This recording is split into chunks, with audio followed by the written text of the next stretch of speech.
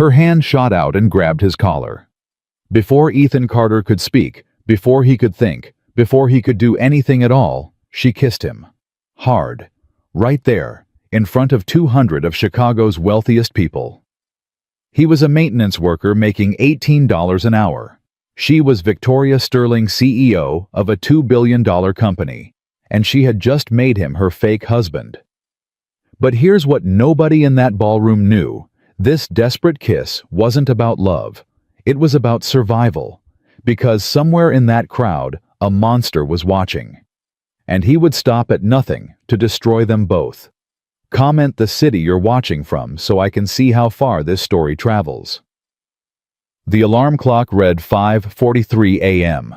Ethan Carter opened his eyes 2 minutes before the buzzer would shatter what passed for sleep. He'd trained himself to do this years ago.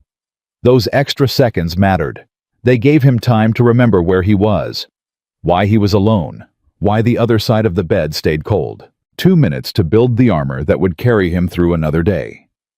He silenced the alarm before it could sound. The apartment was quiet except for Chicago waking up around him. Traffic building below, the ancient heating system clanking to life. Ethan sat up, feet finding the cold floor. He allowed himself exactly 30 seconds of stillness. 30 seconds where he didn't have to be the provider, the protector, the single father holding together a life that had shattered 3 years ago. A drunk driver. A red light, steel crumpling, glass shattering. And Sarah, his wife, his best friend, stopped breathing before the ambulance arrived. She was 8 months pregnant with their second baby. 30 seconds. That was all he got. Then he stood and walked to the bathroom, careful to be quiet. His daughter Lily was still sleeping, and she needed every minute of rest before Mrs. Rodriguez arrived at 6:15. The mirror showed a man who looked older than 32. Brown hair that needed cutting. Stubble that would have to wait. 3 jobs. That was what it took to keep them afloat. Mornings at the Regency Crown Hotel. $18 an hour. Afternoons driving delivery routes. $14.50 an hour. Evenings picking up catering work when he could get it. $42,000 a year. $180,000 in debt from Sarah's medical bills and funeral costs. The math never worked, but Lily had food, clothes, a roof over her head. That was all that mattered.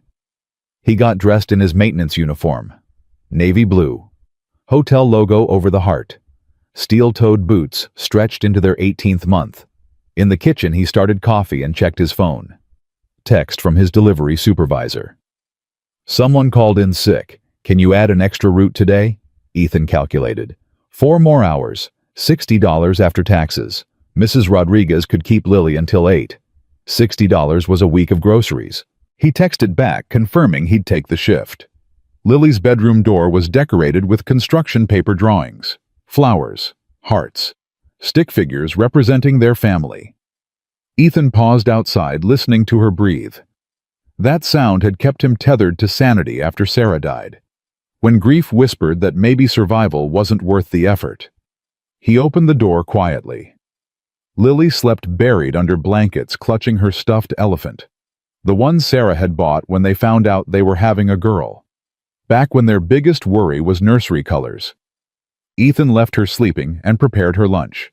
Peanut butter sandwich, apple slices, juice box. He wrote a note on a napkin. Lilybug, you're the bravest girl I know. Love, Daddy. The notes were ritual. 8 months now. Ever since he found the box of notes Sarah had written for Lily before she died. His notes weren't as good as Sarah's, but he wrote them anyway. At 6:13 a.m., Mrs. Rodriguez knocked. She was 71, retired teacher, living alone since her husband died 6 years ago. She'd started watching Lily when Ethan's previous childcare fell through. Temporary became permanent. Permanent became family. Mijo. Her voice was soft. You look terrible. Are you sleeping? Working. Same thing these days. Not the same thing. Sleeping is what you do at night, so you don't collapse. I'll take a day off when they start paying me enough to afford it. She made a disapproving sound, but moved toward Lily's room. Ethan followed. watched as Mrs. Rodriguez gently woke his daughter. Lily's eyes opened slowly, confused, then focusing. Then her expression shifted to something that made Ethan's chest ache. "Is today the day Mommy comes back?" She asked this twice a week, despite every gentle explanation. Mrs. Rodriguez glanced at Ethan with sympathy. "Today is Tuesday, mija. On Tuesdays we have pancakes. Then the library. Remember books about cats." The redirection worked.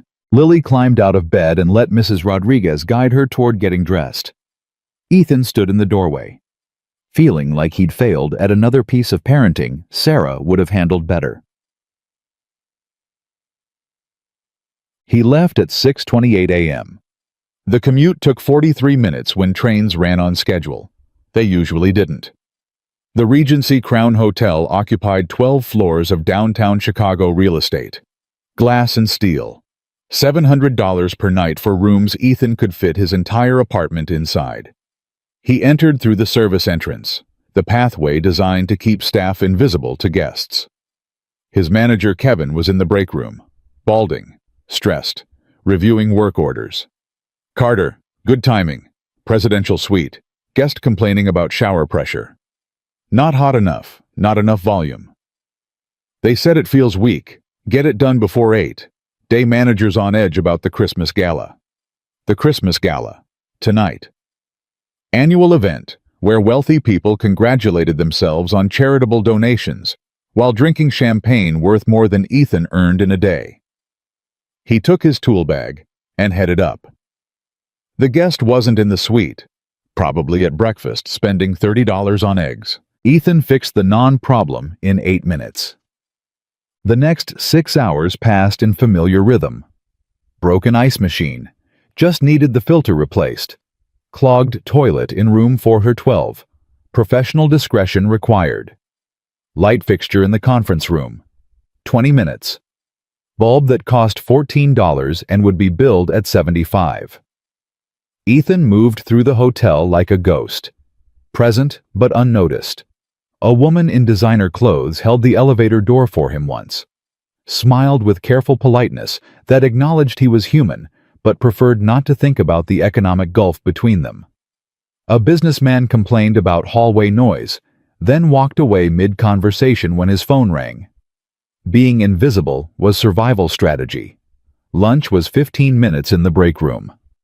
Sandwich he'd packed, scrolling through his phone. Texts from Mrs. Rodriguez. Lily had eaten lunch, currently napping, bank account hovering just above overdraft. At 1:47 p.m., Kevin found him. "Carter, I need a favor. Night shift called out sick. Cover the Christmas gala tonight. 6 to 2 a.m., time and a half." Ethan calculated. 8 hours at $27 an hour. $216 before taxes. But it meant calling Mrs. Rodriguez, canceling the delivery route, another day running on no sleep. "I'll take it." Kevin's relief was visible.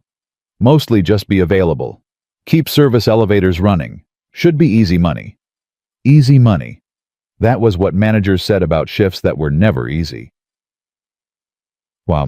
Ethan called Mrs. Rodriguez. "Of course I'll keep Lily overnight, mijo. Don't worry." "I'm sorry. I keep asking. You keep providing for your daughter. Nothing to apologize for." The delivery supervisor was less understanding.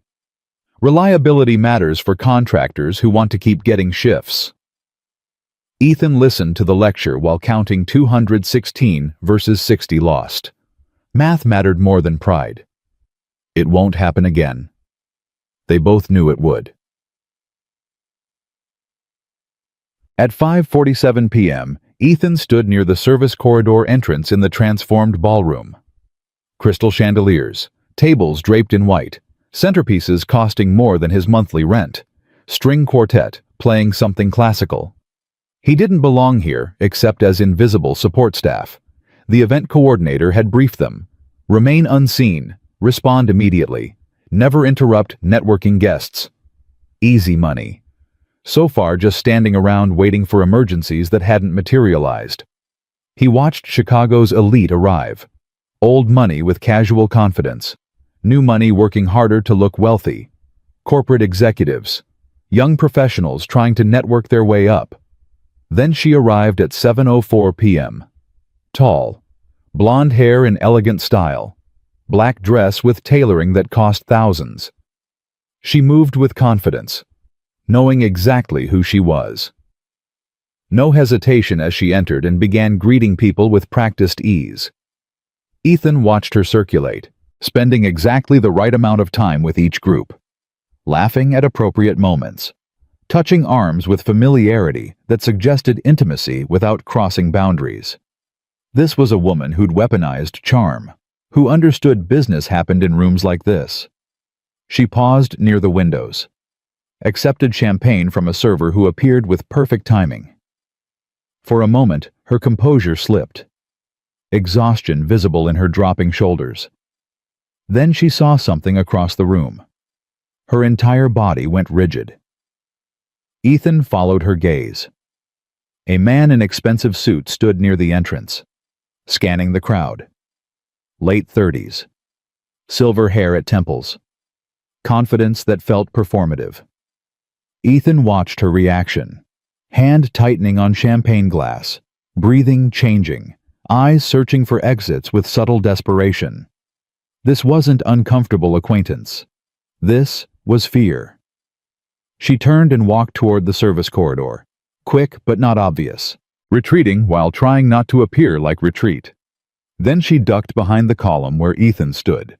Up close, she was younger than he'd thought.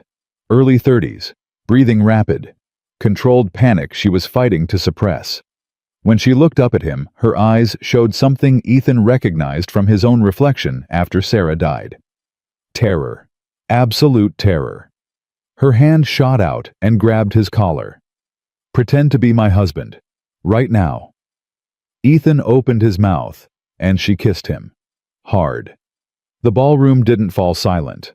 Conversations continued. Music played. But in Ethan's awareness, everything stopped. 5 seconds. Maybe. Felt like an hour.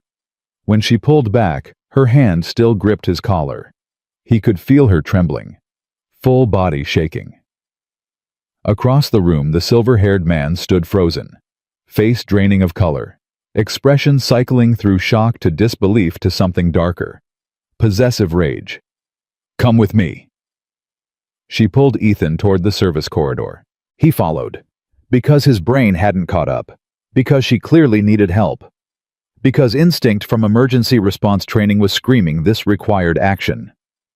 The corridor was concrete and fluorescent lights. She released his collar and leaned against the wall, breathing like she'd run a marathon. What the hell was that? She pressed palms against her eyes. "I'm sorry. God, I'm so sorry. I saw him and panicked." "Saw who?" "My ex-fiancé. He's been following me for months. When I saw him, I needed to do something he wouldn't expect." She lowered her hands, eyes red-rimmed. "So you kissed a complete stranger?" "Yes. I know it's insane.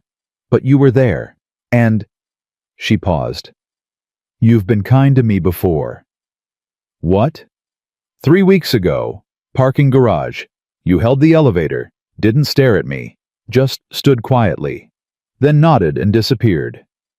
Ethan had vague memory of holding an elevator. Automatic politeness. "That kiss wasn't for the crowd." Her voice cracked. "It was for me. If I'd frozen, Marcus would have known I'm scared.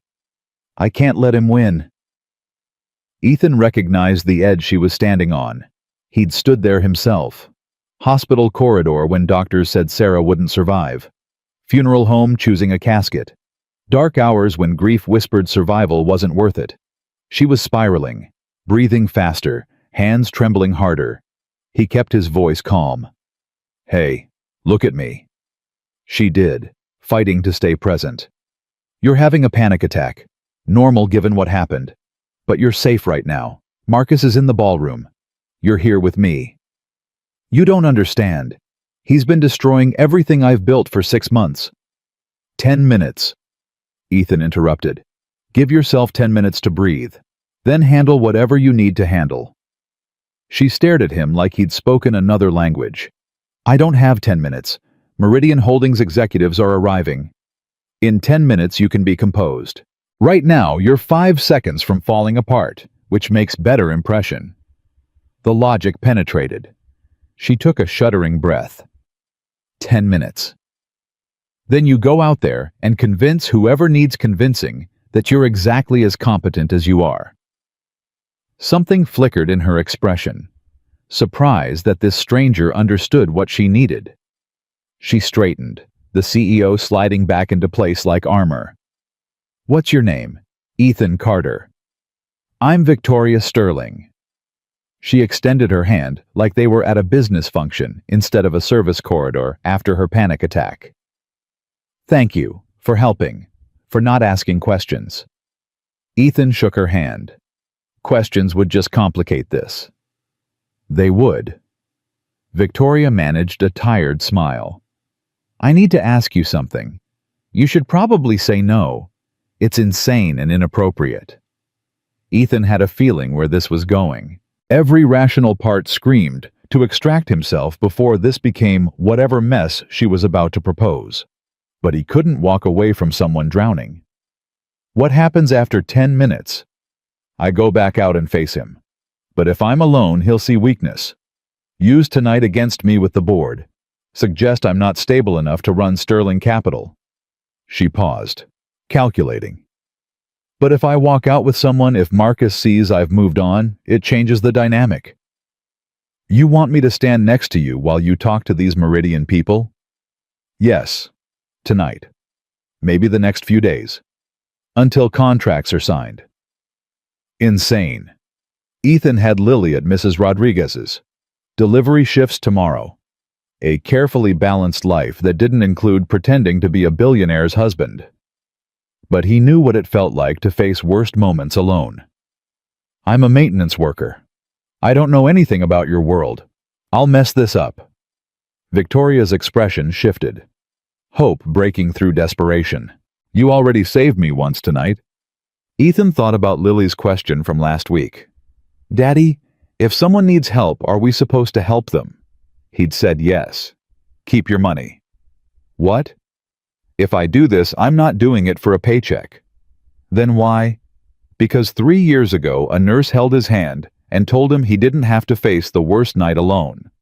Because Lily asked about helping people, and Ethan wanted to tell her yes. Because nobody should deal with this alone. Because sometimes people need help. Victoria's eyes went bright with tears. She blinked back. Okay. Just stand next to me. Let Marcus see I'm not frozen. They stepped back into the ballroom. Her hand slid into his elbow. Fingers digging in with pressure, communicating how much control she was exerting. Heads turned. Whispers rippled.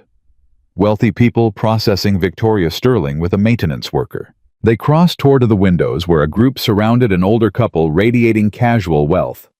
Marcus stood on the periphery, eyes tracking their approach with predatory focus. Up close, he looked exactly like the kind of man Ethan had learned to distrust. Too polished. Smiling with his mouth while his eyes calculated. His voice was smooth. Victoria, I didn't realize you'd be bringing a guest. Victoria's grip tightened. Marcus, I didn't realize you'd be here at all. Meridian Holdings invited me personally. They value my insights on Sterling Capital's strategic direction. Casual threat, delivered with a smile. How interesting you're suddenly concerned about my business relationships. Not sudden at all. Victoria matched his false warmth. I've always been concerned about people who undermine Sterling Capital. Marcus's gaze slid to Ethan, dismissive and cruel. Though I see your taste in companions hasn't improved. Something shifted in Ethan. Protective instinct, overriding trained invisibility. He extended his hand. Ethan Carter, Victoria's husband. The word dropped like a stone into still water. Nearby guests went silent. Marcus's face cycled through expressions. Shock, disbelief, rage, forced control. Husband. He repeated it like a foreign concept. I don't recall hearing about a wedding. We've been married about a year. Ethan glanced at Victoria. She nodded slightly. Small ceremony, very private. How convenient. No one knew. No records. We didn't need announcements. Ethan kept his voice level. Some things are worth keeping between people who matter. The older couple, Meridian Holdings executives, stared openly. The woman smiled at Victoria, raised her champagne in small congratulation. It was working. Marcus looked like someone had rearranged his chessboard. Victoria's voice carried just enough warmth. Excuse us, Marcus. We should say hello to Richard and Patricia. They missed our ceremony. She guided Ethan away, leaving Marcus with an expression that promised consequences. They crossed the ballroom toward the older couple, and Ethan felt every step like walking through deep water. Victoria's hand remained locked on his elbow, her nails digging crescents into his skin through the fabric of his uniform. Richard Chen extended his hand first. Firm grip, assessing eyes. Victoria, we've been hearing interesting things tonight. Richard, Patricia. Victoria's voice was steady now, controlled. I'd like you to meet my husband, Ethan Carter. Patricia Chen smiled warmly. It's lovely to meet you, Ethan. Victoria has been keeping you quite the secret. We prefer privacy, Ethan said, especially given how public Victoria's professional life is. Richard nodded like this made perfect sense. Quite right. The business press can be invasive. Though I'm surprised Thomas never mentioned Victoria had married. He and I play golf twice a month. Victoria's grip tightened further on Ethan's arm. My father and I have a complicated relationship regarding my personal life. He had expectations about who I should marry that didn't align with my choices. Patricia made a sympathetic sound. Family expectations can be difficult, but ultimately, you have to live your own life. They talked for another 10 minutes. Easy conversation about holidays. Chicago weather. The Meridian. Holdings partnership. Ethan said as little as possible, letting Victoria carry the discussion while he stood beside her, projecting whatever version of supportive husband seemed appropriate. Marcus kept his distance through the rest of the evening, but Ethan could feel him watching, calculating, adjusting whatever strategy he'd had before encountering this new information. At 11:17 p.m., Victoria's composure finally cracked. Ethan felt it in the way her hand started shaking against his elbow, the way her breathing changed, the subtle shift from controlled performance to someone who'd been performing too long. He leaned close enough that his voice wouldn't carry. Service corridor, now. She didn't argue, just let him guide her away from the ballroom. The corridor was empty. Victoria put her back against the concrete wall and slid down until she was sitting on the floor. Her $4,000 dress pooled around her. She didn't seem to care. I can't believe I just did that. Her voice was hollow, shock setting in as adrenaline faded. I kissed a stranger, lied to everyone, told Richard and Patricia you're my husband when you're... She gestured vaguely at his uniform. When I'm what? Ethan kept his voice gentle. A maintenance worker. That's what I am. If that's a problem, you should have thought about it before you kissed me in front of 200 people. Victoria laughed. Broken sound that was half sob. The worst part is it worked. Did you see Marcus's face? He didn't expect it, couldn't process it, and Richard and Patricia actually seemed happy for me. Ethan filled a paper cup with water from the corridor fountain, brought it back, and pressed it into her hands. What happens now? He asked. Marcus is going to investigate me. He's going to figure out I'm not actually your husband. Then whatever you accomplish tonight falls apart. Then I'll tell him it's none of his business. Victoria's voice was bitter. That my personal life is exactly that, personal. That whether you and I are legally married or just together, it doesn't change anything about my competence to run Sterling Capital. Except he'll use it against you. Tell the board you're lying to investors. Probably. Victoria took a shaky breath. Which is why I need to ask you for more than 10 minutes. Ethan had known this was coming. Hearing it still made his stomach drop. How much more? The Meridian Holdings partnership is contingent on board approval. My board is split between members who trust me and members who think Marcus might be right about my judgment. She looked up at him, eyes showing exactly how much it cost her to ask for help. If I walk back into Sterling Capital on Monday alone, if they see that Marcus rattled me tonight, they'll start second-guessing everything. But if you walk in there with me, if they see I'm stable, that I've moved on, it changes the narrative. You're asking me to keep pretending to be your husband? Yes. Not forever. Just until the Meridian contracts are signed. 2 weeks. Maybe 3. Ethan thought about Lily. About his 3 jobs. About the carefully balanced life that didn't include elaborate deceptions with billionaire CEOs. I have a 4-year-old daughter. I work 3 jobs. My life is complicated in ways that don't fit into your world. I know.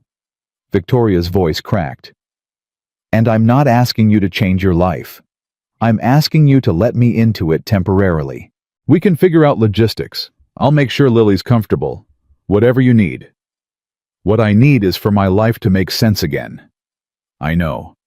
But that ship sailed the moment I kissed you. Ethan thought about the nurse who'd held his hand 3 years ago. About Lily's questions about helping people. About all the small moments when someone had helped him survive the worst. 2 weeks. Until your contracts are signed.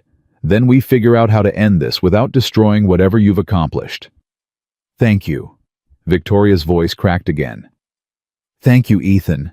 I know this is insane. Yeah, it is. They sat in the service corridor while the gala continued without them. 2 strangers who'd just agreed to construct an elaborate lie. Footsteps echoed from the far end of the corridor. Marcus appeared. He stopped when he saw them sitting together. Ethan's hand resting on Victoria's shoulder in a gesture that could be read as supportive or intimate. Victoria. His voice was cold, controlled. We need to talk. Ethan stood, positioned himself between Marcus and Victoria. I think my wife has made it clear she's done talking to you for tonight. This doesn't concern you. Everything that concerns my wife concerns me. Marcus's face went through expressions he was clearly trying to control. You have no idea what you've walked into. This woman is manipulating you, using you, and when she's done, she'll discard you like everything else she doesn't need. Victoria stood, composure rebuilt enough to face him directly. That's rich coming from the man who spent our engagement positioning himself to take over my company. Victoria. Go home, Marcus. You've done enough damage for one night. This isn't over. Yes, it is. It's been over since I called off our wedding 8 months ago. You just haven't accepted it yet. Marcus looked between them, calculating, recognizing that whatever strategy he'd planned had failed spectacularly. We'll see what the board thinks about your new husband. I'm sure they'll have questions about when this marriage happened and why nobody knew about it. Let them ask. Unlike you, I don't owe the board explanations about my personal life. Marcus walked away without responding. Victoria turned to Ethan. For the first time since kissing him in front of 200 people, she smiled with something approaching genuine warmth. You just called me your wife to Marcus's face. You started it by kissing me. I figured I'd commit to the bit. You're very good at committing. Most people would have run away screaming by now. Most people didn't spend 3 years learning that running away from hard situations doesn't make them less hard. Victoria studied him. You're not what I expected when I grabbed you tonight. What did you expect? Someone who'd say yes to money. Someone who'd treat this like a transaction. Someone who wouldn't understand why I'm fighting so hard. And instead you got a maintenance worker with a dead wife and a 4-year-old daughter who said yes because people should help when they can. Yeah. Victoria's voice went soft. Instead, I got you. Ethan left the Regency Crown at 12:47 a.m. The train ride home was empty. Just him and a handful of other overnight workers. He stared at his reflection in the dark window and tried to process what he'd agreed to. 2 weeks of pretending to be married to a billionaire CEO. 2 weeks of lying to people who could make or break her career. 2 weeks of hoping Marcus wouldn't dig too deep. His phone buzzed. Text from Victoria. "Thank you again for tonight. My lawyer will call you tomorrow morning to discuss details." Ethan typed back, "Make sure your lawyer calls after 8 a.m. Lily wakes up early, and I don't want to explain Daddy's new fake wife before breakfast." Victoria's response came immediately. "Noted. And for what it's worth, you're good at this. The husband performance. Very convincing. Years of practice pretending I'm holding it together. Turns out the skills transfer.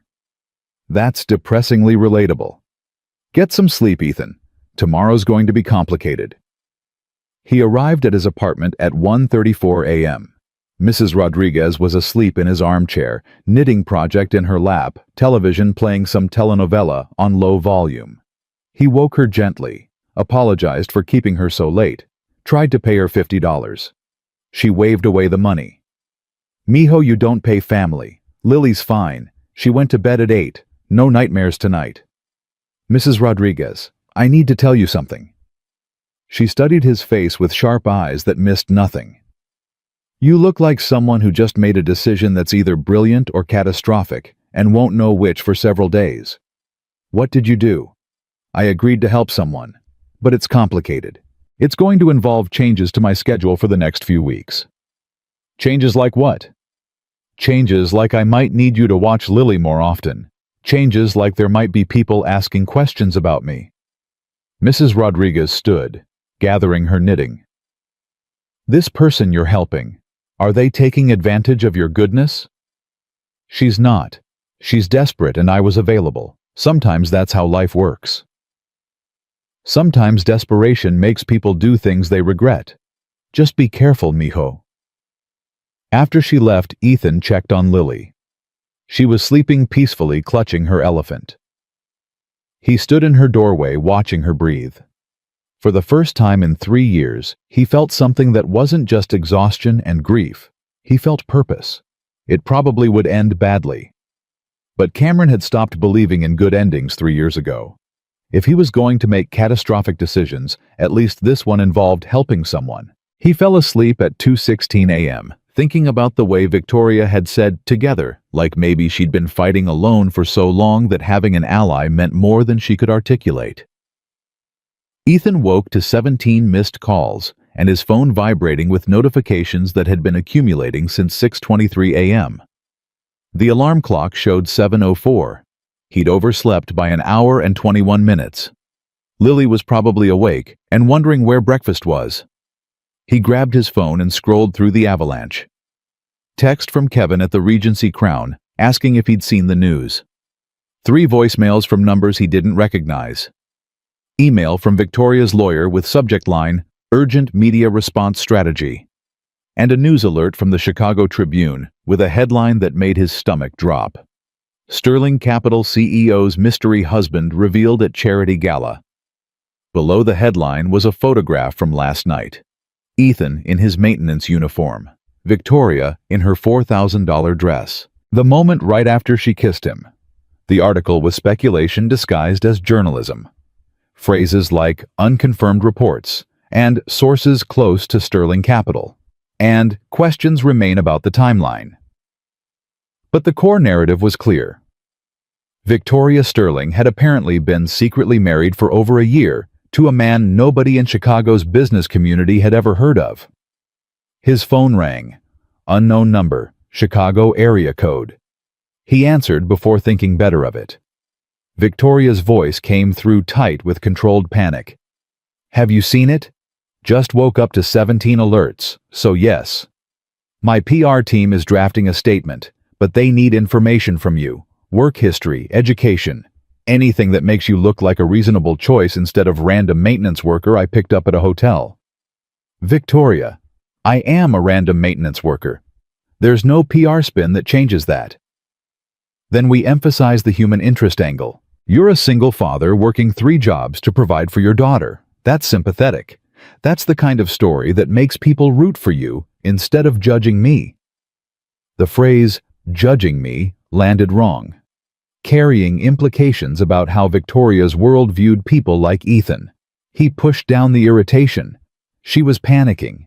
Panic made people say things they didn't mean. What do you need from me? My lawyer Jennifer Chen is coming to your apartment in 45 minutes. She'll interview you, go over our story, prepare you for questions. 45 minutes. Tell your lawyer not to look too shocked by the neighborhood. Ethan. Victoria's voice went softer. I'm sorry. I'm sorry this exploded faster than we expected. Save the apology for when this is over and we can evaluate whether it was worth it. He hung up and found Mrs. Rodriguez standing with spatula in hand. She'd clearly heard enough. Mijo, you want to tell me why a lawyer is coming here in 45 minutes? Ethan sat down at the table, accepting the coffee she poured. Remember when I said I was helping someone and it was complicated? I remember. It got more complicated, and I can't explain all of it. But for the next few weeks, people might be asking questions about me and Lily. Mrs. Rodriguez studied him. This woman you're helping. Is she the blonde from the newspaper photo? You saw the photo. Everyone saw the photo, mijo. It's on 3 different news sites. Your face is very clear. She sat down. So yes, I saw the photo of you kissing some rich woman in evening gown while wearing your work uniform. And now her lawyer is coming here. Her name is Victoria Sterling. She runs a company. Her ex-fiancé has been stalking her and trying to destroy her career. Last night she panicked when she saw him, and she asked me to pretend to be her husband. Mrs. Rodriguez's eyebrows went up. And you said yes to this insanity. I said yes because she looked like I felt 3 years ago in that hospital. Like she was drowning and needed someone to throw her a line. Mijo. Mrs. Rodriguez's expression softened. Your heart is too big for your common sense. This woman is going to complicate your life in ways you haven't thought through. Probably. But I already said yes. And now there are photos and articles. I can't exactly call the newspaper and tell them it was all a misunderstanding. Just promise me you'll protect Lily first, before you protect this stranger who kissed you at a party. Lily's always first. That's not negotiable. Jennifer Chen arrived at exactly 8:47 a.m. Mid-40s, Chinese American. Wearing a suit that probably cost more than Ethan's monthly rent. Carrying a leather briefcase that looked like it had survived decades of legal battles. She shook his hand with professionally firm grip. Mr. Carter, thank you for meetings on such short notice. I know this situation has escalated quickly. Ethan showed her to the kitchen table. Lily had moved to the living room with Mrs. Rodriguez, both pretending to watch cartoons while clearly trying to eavesdrop. Jennifer pulled out a tablet and documents. I'm going to ask you questions. Some will feel invasive. All are necessary. If we're going to construct a believable narrative, I need truth first, so I can figure out what parts we emphasize. Emphasize. That's a nice word for lying. We're not lying, Mr. Carter. We're strategically presenting facts. Jennifer's voice carried practiced neutrality. Now, Victoria said you met approximately a year ago. Is that accurate? No. I met her last night when she grabbed my collar and kissed me in front of 200 people. Jennifer didn't even blink. But you had encountered her previously. Parking garage 3 weeks ago. You held an elevator door. I hold elevator doors for lots of people. It's called courtesy. Good. So we can say you first encountered each other 3 weeks ago. Had subsequent interactions. Developed connection that led to relationship. Jennifer typed something. When would you say the relationship became serious? Ethan stared at her. There is no relationship. This is elaborate fiction Victoria created because she was panicking about her stalker ex-fiancé. Mr. Carter, I understand you're trying to be honest, but honesty in this situation is liability. Jennifer set down her tablet. Here's reality. That photograph is on every business news site in Chicago. Marcus Ashford is currently calling board members telling them Victoria has been lying about her personal life. If we don't construct believable timeline, the board will question her judgment. The Meridian Holdings partnership collapses. She paused. We need you to commit to this narrative completely, or we end this arrangement now before more damage is done. Ethan thought about Victoria's face last night. The terror in her eyes when she'd seen Marcus. How he'd already said yes and backing out now would leave her worse off. What do you need me to say? Relief flickered across Jennifer's professional composure. Tell me about your work history, education, family background, anything that explains who you are beyond maintenance worker. For 40 minutes, Ethan walked Jennifer through his life. High school graduation, but no college. Sarah got pregnant senior year. They decided to get married instead of pursuing degrees they couldn't afford. Emergency response training through a community program because Ethan was good in crisis situations. 5 years on a rescue team before Sarah died, and he quit because he couldn't handle the pressure anymore. 3 jobs now. $42,000 a year. $180,000 in debt. 2-bedroom apartment. Lily in state-subsidized preschool. Mrs. Rodriguez as unpaid childcare. Jennifer typed everything without judgment. The rescue team training is good. We can emphasize that. Makes you sound more capable. She scrolled through notes. The deceased wife is sympathetic, but we need to be careful not to make it sound like Victoria is rebound. How long ago did she die? 3 years, and her name was Rachel, not the deceased wife. Of course, I apologize. Jennifer's voice softened marginally. 3 years is appropriate grieving period. We can work with that timeline. They spent another hour constructing the narrative. Ethan and Victoria met professionally. He'd been doing maintenance work at a conference where she was speaking. They'd encountered each other multiple times over subsequent months, started talking, discovered unexpected connection despite economic differences. Relationship developed slowly, neither rushing. Cameron had Lily to consider. Victoria had her career. They got married at courthouse 11 months ago. Small ceremony, just immediate family. Victoria wanted privacy after the disaster with Marcus. Ethan was supportive of her career, understanding that being CEO required discretion about personal life. They maintained separate residences initially because Lily needed stability. It was believable because it hid enough truth, and flexible enough that they could adjust details when questions arose. Jennifer closed her tablet at 10:34 a.m. You're very good at this. Most people struggle to maintain consistent narrative under pressure. You answered every question without hesitation. I spent 3 years learning to lie about being okay when I wasn't. Turns out the skills transfer. Victoria said something similar. Jennifer packed her briefcase. She said you understood what it meant to perform stability while drowning inside. Ethan didn't respond. What happens now? Now we prepare for Marcus to attack. He will absolutely investigate you. Employment history, finances, your late wife, everything. Jennifer paused. But based on what you've told me, the worst he'll find is that you're a working-class man dealing with tragic loss while raising daughter alone. That narrative makes Victoria look more human rather than less competent. Unless the board thinks she's so desperate she married the first person who showed her kindness.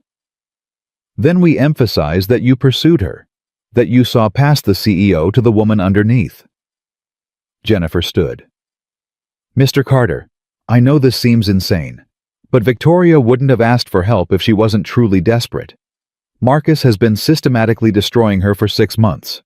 She needs this partnership to succeed, or she loses everything. After Jennifer left, Ethan sat staring at the documents she'd left behind. Bullet points of their fake relationship. Timeline of moments that never happened. Photograph of him and Victoria from last night with caption, Love Finds a Way, Sterling CEO's Surprise Marriage. Mrs. Rodriguez appeared with coffee he hadn't asked for, but desperately needed. She sat down across from him. This is going to change everything. Your quiet life, your careful invisibility. Once people know who you are, you can't go back to being anonymous maintenance worker. I know. And this woman, Victoria, she's asking you to risk a lot for her. What's she risking for you? Ethan hadn't thought about it that way. Victoria had recruited him for a role that served her needs, promised to make sure Lily was comfortable, offered compensation he'd refused. But Mrs. Rodriguez was right. Victoria wasn't actually risking anything. If this arrangement collapsed, she'd just return to being CEO with complicated personal life. Ethan would be the one whose face was in newspapers, whose daughter's privacy had been violated, whose life had been permanently altered. I already said yes, so either I commit completely or I back out now and leave her worse off than when we started. Sometimes the brave thing isn't helping. Sometimes it's recognizing when you're being used and walking away before you get hurt. And sometimes people are drowning, and you're the only one close enough to throw them a line. Maybe you both drown, but at least you tried. Mrs. Rodriguez sighed. Just promise me you'll protect Lily first. Lily's always first. But even as Ethan said it, he wondered how he'd protect Lily from media attention that was already spinning their lives into narrative neither of them controlled. The photograph showed his face clearly. Any competent journalist could find his address, his employment records, his daughter's preschool. Privacy was already gone. The only question was whether what they gained would be worth what they lost. The media explosion accelerated through the weekend. By Saturday morning, Ethan's story had spread beyond Chicago business publications into national news sites that loved narratives about class-crossing romance. Headlines got progressively more absurd. Cinderella story in reverse billionaire CEO marries maintenance worker. Love knows no tax bracket, Sterling Capital's secret wedding.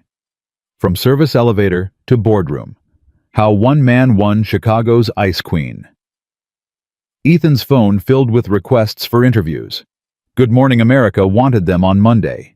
People magazine offered 5 figures for exclusive wedding photos that didn't exist. TMZ camped outside his apartment building until security threatened to call police. Victoria called Saturday afternoon. Pack a bag. You and Lily are moving into my place until this dies down. We're not moving anywhere. This is temporary crisis management.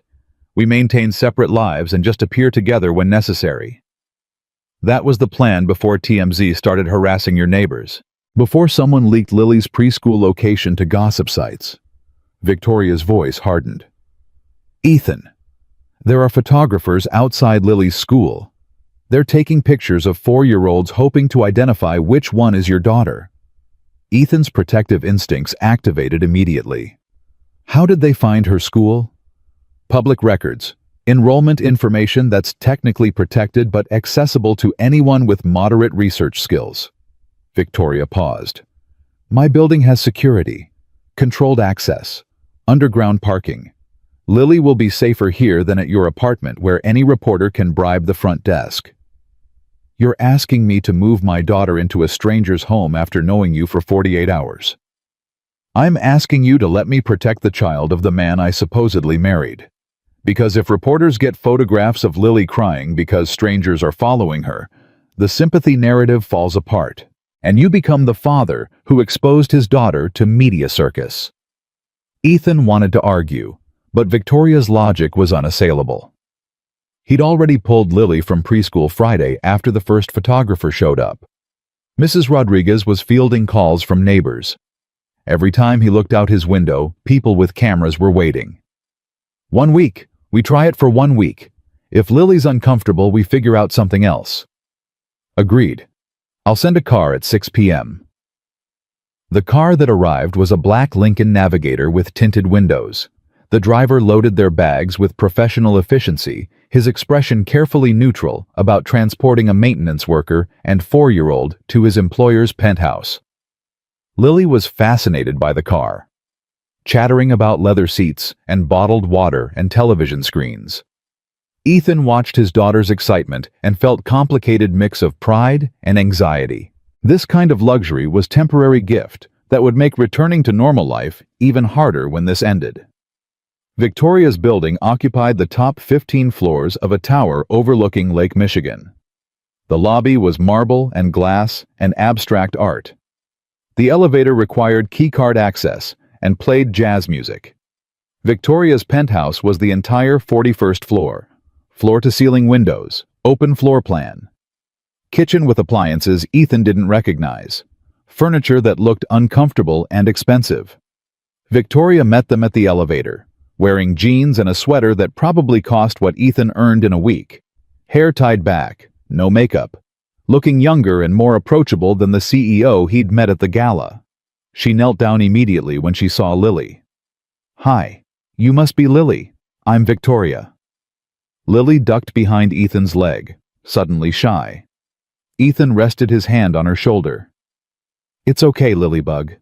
Victoria is a friend who's letting us stay here for a little while. Why can't we stay at our home?" The question was reasonable. Ethan didn't have age-appropriate answer. How did you explain to a 4-year-old that reporters were stalking you because Daddy had agreed to pretend to be someone's husband? Victoria spoke before Ethan could formulate response. "Because our home has better toys. And also because I have a very big bathtub with jets that make bubbles. I thought maybe you'd like to try it." Lily's eyes went wide. Bubbles. So many bubbles. Also, I have a room that I thought could be yours while you're staying here. Would you like to see it? Lily looked up at Ethan for permission. He nodded. He watched his daughter take Victoria's hand with tentative trust that made his chest ache. They'd practiced stranger danger extensively. But somehow Victoria had bypassed Lily's caution with simple kindness and promise of bubble baths. Victoria led them down the hallway to a room that had been transformed in the 48 hours since Ethan agreed to this arrangement. Walls painted soft purple, Lily's favorite color, which Victoria had somehow known. A bed sized for children. Dresser with drawers labeled. Bookshelf filled with picture books. Toy chest currently empty but clearly expecting to be filled. "I wasn't sure what toys you liked," Victoria said, genuine nervousness in her voice. "So I thought we could go shopping tomorrow, and you could pick. But for tonight, maybe we could read some books before bed, if that's okay with your dad." Lily was already pulling books from the shelf. Ethan stood in the doorway, overwhelmed by how much effort Victoria had invested in making his daughter comfortable in space that was temporary fiction. Victoria appeared beside him, voice low. "Too much. It's perfect," which somehow makes this whole situation more complicated. "Welcome to my life for the past 6 months. Everything Marcus does is perfect on surface, while being manipulative underneath. I'm just trying to be actually perfect instead of performatively perfect." Ethan turned to look at her properly. "When was the last time you slept properly?" "About 6 months ago, before Marcus started his campaign." Victoria managed tired smile. "But I'll sleep when the Meridian contracts are signed and my company is secure." That's not sustainable. Neither is working 3 jobs to survive. But here we both are, functioning despite sustainability concerns. She had a point. They stood in the doorway watching Lily arrange books in order of preference, and Ethan realized that whatever had started as desperate deception 2 nights ago was already becoming something more complicated than either of them had intended. Living with Victoria Sterling turned out to be an exercise in contradictions that Ethan couldn't quite reconcile. The penthouse was a museum of wealth, original artwork on walls, furniture arranged by professionals who understood negative space, kitchen with appliances that probably required engineering degrees to operate. But Victoria herself moved through these spaces like someone who'd forgotten how to feel at home. Eating takeout at the counter because the formal dining room felt too empty. Working from the couch because her home office reminded her of meetings she'd rather avoid. Lily adapted faster than Ethan expected. 4-year-old resilience making luxury feel normal within days. She loved the bathtub with jets, the view of the lake from her purple bedroom, the way Victoria would sit on the floor and build block towers without checking her phone every 30 seconds. On their 3rd night, Lily asked the question Ethan had been dreading. "Is Miss Victoria going to be my new mommy?" They were sitting at the breakfast counter. Victoria had insisted on calling it breakfast, even though they were eating dinner because the formal dining table felt performative. The question landed in the middle of conversation about what movies Lily liked. Victoria's fork paused halfway to her mouth. Expression carefully neutral, clearly monitoring Ethan's reaction before formulating her own. Ethan set down his water glass and chose honesty because lying to Lily about important things never worked. Miss Victoria and I are friends helping each other right now. We're not— He searched for age-appropriate phrasing. We're not making permanent plans yet. We're just figuring things out day by day. Lily absorbed this with the seriousness she brought to important topics. But you like her, right? You smile different when she's here. The observation was accurate and uncomfortable. Ethan had noticed it himself. The way tension he'd been carrying for 3 years eased slightly when Victoria was present. Like having an ally in survival made survival feel less impossible. But acknowledging that felt dangerous when their arrangement was supposed to be temporary fiction. Victoria spoke before Ethan could deflect. I like your dad too, Lily. He's one of the kindest people I've ever met. But being kind to each other doesn't automatically mean we're going to get married for real. Sometimes people are just good friends who help each other through hard times. Daddy said Mommy was his best friend before she became my mommy. Lily's voice went quieter. Do you think Mommy would be mad if Daddy had a new best friend? Ethan felt his throat close. Sarah had been dead for 3 years, but Lily still processed her absence in waves. Moments of clarity about death mixing with childhood magical thinking that maybe if she was good enough, Mommy might come back. I think Mommy would want Daddy to have friends who make him smile. Ethan kept his voice steady. And I think she'd like Miss Victoria, because Miss Victoria is kind to you. Mommy always said people who are kind to kids are the best kind of people. Lily nodded, satisfied with this logic, returned to her dinner. Ethan and Victoria exchanged glances that communicated volumes neither of them was ready to voice. They were crossing boundaries faster than intended, constructing emotional intimacy alongside the fake marriage narrative. Neither of them knew how to slow down without hurting the other. The attack came Monday morning. Leaked documents appeared on Chicago Business Journal's website at 6:47 a.m. Ethan woke to Victoria standing in his bedroom doorway, his temporary bedroom, the guest room that had somehow become his space. She held her tablet with an expression mixing fury and resignation. Marcus struck. Employment records, financial history, everything. It's all public now. Ethan sat up, exhaustion making cognition difficult. How bad? Read it yourself. Read it. The article was titled, Sterling CEO's Husband Financial Instability Raises Questions About Judgment. Below the headline was everything Ethan had told Jennifer Chen during their interview, but twisted into narrative that made him sound like opportunist rather than survivor. 3 jobs framed as inability to hold steady employment. Medical debt presented as financial irresponsibility. Sarah's death mentioned but minimized. Life insurance payout characterized as windfall that Ethan had somehow squandered. Photographs accompanied the article, his apartment building looking worse in professional photography than it did in person. His rusted truck in the parking lot. His maintenance uniform from the Regency Crown. The implication was clear. Victoria Sterling had married someone so financially unstable that questions about her judgment were not just reasonable but mandatory. The comment section was predictably vicious. People questioning Ethan's motives, suggesting he'd targeted Victoria deliberately. Speculating about prenuptial agreements and whether Sterling Capital's board should intervene. Ethan read through the article twice, watching his life get dissected and reassembled into a weapon designed to destroy Victoria's credibility. The worst part was that technically everything was accurate. He did work 3 jobs. He did have massive debt. He did live in a 2-bedroom apartment that cost $800 a month. The facts were correct. Only the framing was malicious. Victoria was pacing, energy contained but barely. Jennifer is drafting a response, but she says anything we say will just draw more attention. Marcus is betting that the best strategy is letting this narrative solidify before we can counter it. So what do we do? We fight back. You give an interview. Tell your side of the story before Marcus can define it for you. Ethan thought about what Jennifer had said, that the worst Marcus would find was working-class struggle and tragic loss. But seeing it weaponized in print made the vulnerability feel different, more exposed than he'd anticipated. What kind of interview? Local news. Someone sympathetic who will ask questions that let you explain rather than defend.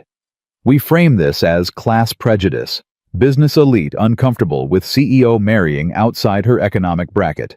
Make the story about them judging you rather than about you being opportunist. It was smart strategy, and Ethan hated how calculating it sounded. But Victoria was right. Silence would let Marcus's narrative win. The interview was scheduled for that afternoon. Local NBC affiliate that did human interest pieces alongside news coverage. The reporter was a woman named Sarah Chen, who'd built her career on profiling people who didn't usually get media attention. She arrived at Victoria's penthouse at 3 o'clock with camera crew that was respectfully minimal. Sarah was early 40s, dressed in professional casual. She shook Ethan's hand with genuine warmth that felt different from the transactional politeness he'd experienced from Victoria's lawyer. Mr. Carter, thank you for agreeing to this interview. I know the past few days have been overwhelming. They sat in Victoria's living room, cameras positioned to capture Ethan with the lake view behind him. Sarah asked her sound technician to check levels, then settled into her chair with notepad. Let's start simple. Tell me about your wife, Sarah. What was she like? The question surprised Ethan. Nothing in Marcus's leaked documents had included personal details about Sarah beyond her death. This reporter had clearly done independent research. Ethan took a breath, letting himself remember Sarah in ways that didn't hurt quite as much as they used to. She was a nurse, pediatric ICU. She worked nights mostly. And she'd come home exhausted but still find energy to play with Lily, to make breakfast feel special. Even when we were both running on no sleep. His voice caught. She was the kind of person who made hard things feel manageable just by being present.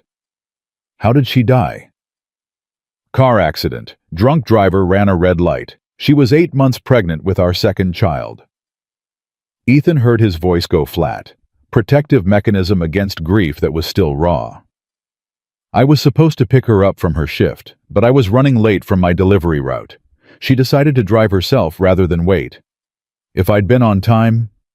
He stopped, because finishing the sentence meant voicing the guilt he'd carried for 36 months. Sarah's voice was gentle. That's a lot of weight to carry. Do you blame yourself? Every single day. And Lily, how has she processed losing her mother? Ethan glanced toward the hallway where Lily was playing in her room, Victoria reading to her from picture book about cats. She still asks when mommy's coming home. We've explained death probably 200 times, but 4-year-olds don't process permanence the same way adults do, so I just keep explaining, and hoping eventually it'll stick. That must be exhausting.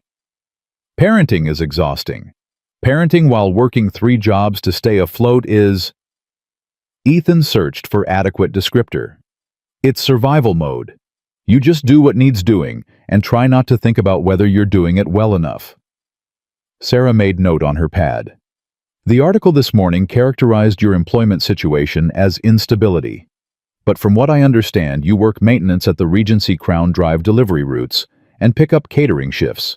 That's not instability. That's someone working 60+ hours a week to provide for their child.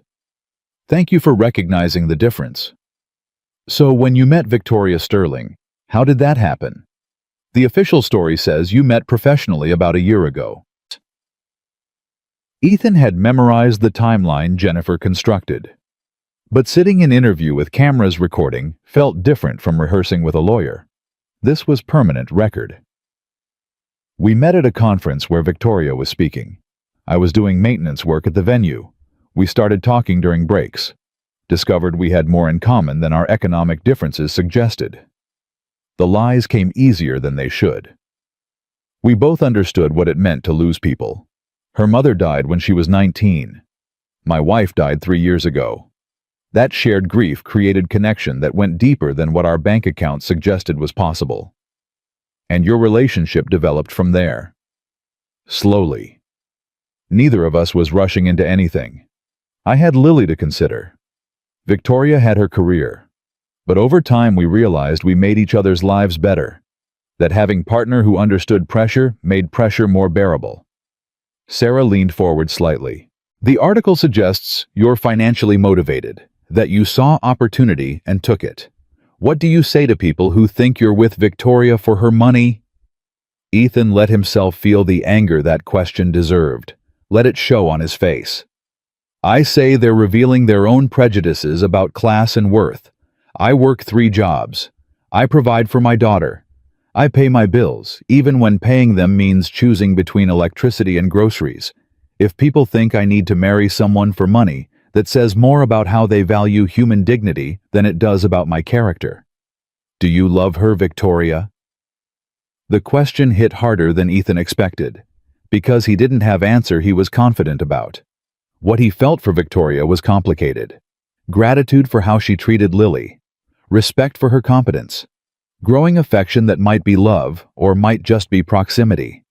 But saying any of that on camera would undermine the narrative. I love that she reads to Lily without being asked. I love that she works 16-hour days and still finds energy to build block towers. I love that she understands what it means to survive loss without letting loss define you. Ethan paused. Whether that's romantic love or deep respect, I'm still figuring out. But I know she matters to me in ways that have nothing to do with her bank account. The interview continued for another 30 minutes. Sarah asking questions that let Ethan explain rather than defend. When she finally called cut, her expression suggested genuine sympathy. That was powerful testimony, Mr. Carter. I think people will see you differently after this airs. The segment ran on evening news at 5 o'clock and was online by 5:17. Ethan watched it from Victoria's couch. Lily cuddled against his side. Victoria sitting in the chair across from them with tablet showing social media reactions in real time. The response was mixed, but trending more positive than the morning's article. Comments praising Ethan's honesty. People sharing their own stories of financial struggle. Parents relating to the exhaustion of working multiple jobs while raising children alone. Not universal approval. Plenty of people still thought Ethan was opportunist, but enough support that the narrative was shifting from gold digger targets CEO to hardworking father finds unexpected love. Victoria looked up from her tablet, expression carrying relief she'd been trying to hide. It's working. The tide's turning. But Ethan barely heard her, because his phone was ringing with number he recognized. Kevin from the Regency Crown, his maintenance supervisor. Kevin's voice was apologetic and resigned simultaneously. Carter, I need you to come in tomorrow morning. HR wants to talk to you. Ethan's stomach dropped. Am I being fired? The official position is that we're discussing your employment status in light of recent media attention. The unofficial position is that management is uncomfortable with maintenance worker who's now married to Sterling Capital CEO doing repairs in hotel where Sterling executives hold business dinners. So yes, I'm being fired. I'm sorry, Ethan. You're good at your job. I'd keep you if it were up to me. But this is coming from above my pay grade. Ethan ended the call and sat staring at his phone. His primary income source had just evaporated. $18 an hour, 40 hours a week, roughly $3,000 monthly before taxes, gone, because helping Victoria had made him too visible to remain anonymous maintenance worker. Victoria was watching him with expression mixing guilt and calculation. What happened? I'm losing my job at the hotel. Apparently being married to you makes me too complicated to employ in service position. I'll make calls. I can pressure them to. No. Ethan's voice was sharper than intended.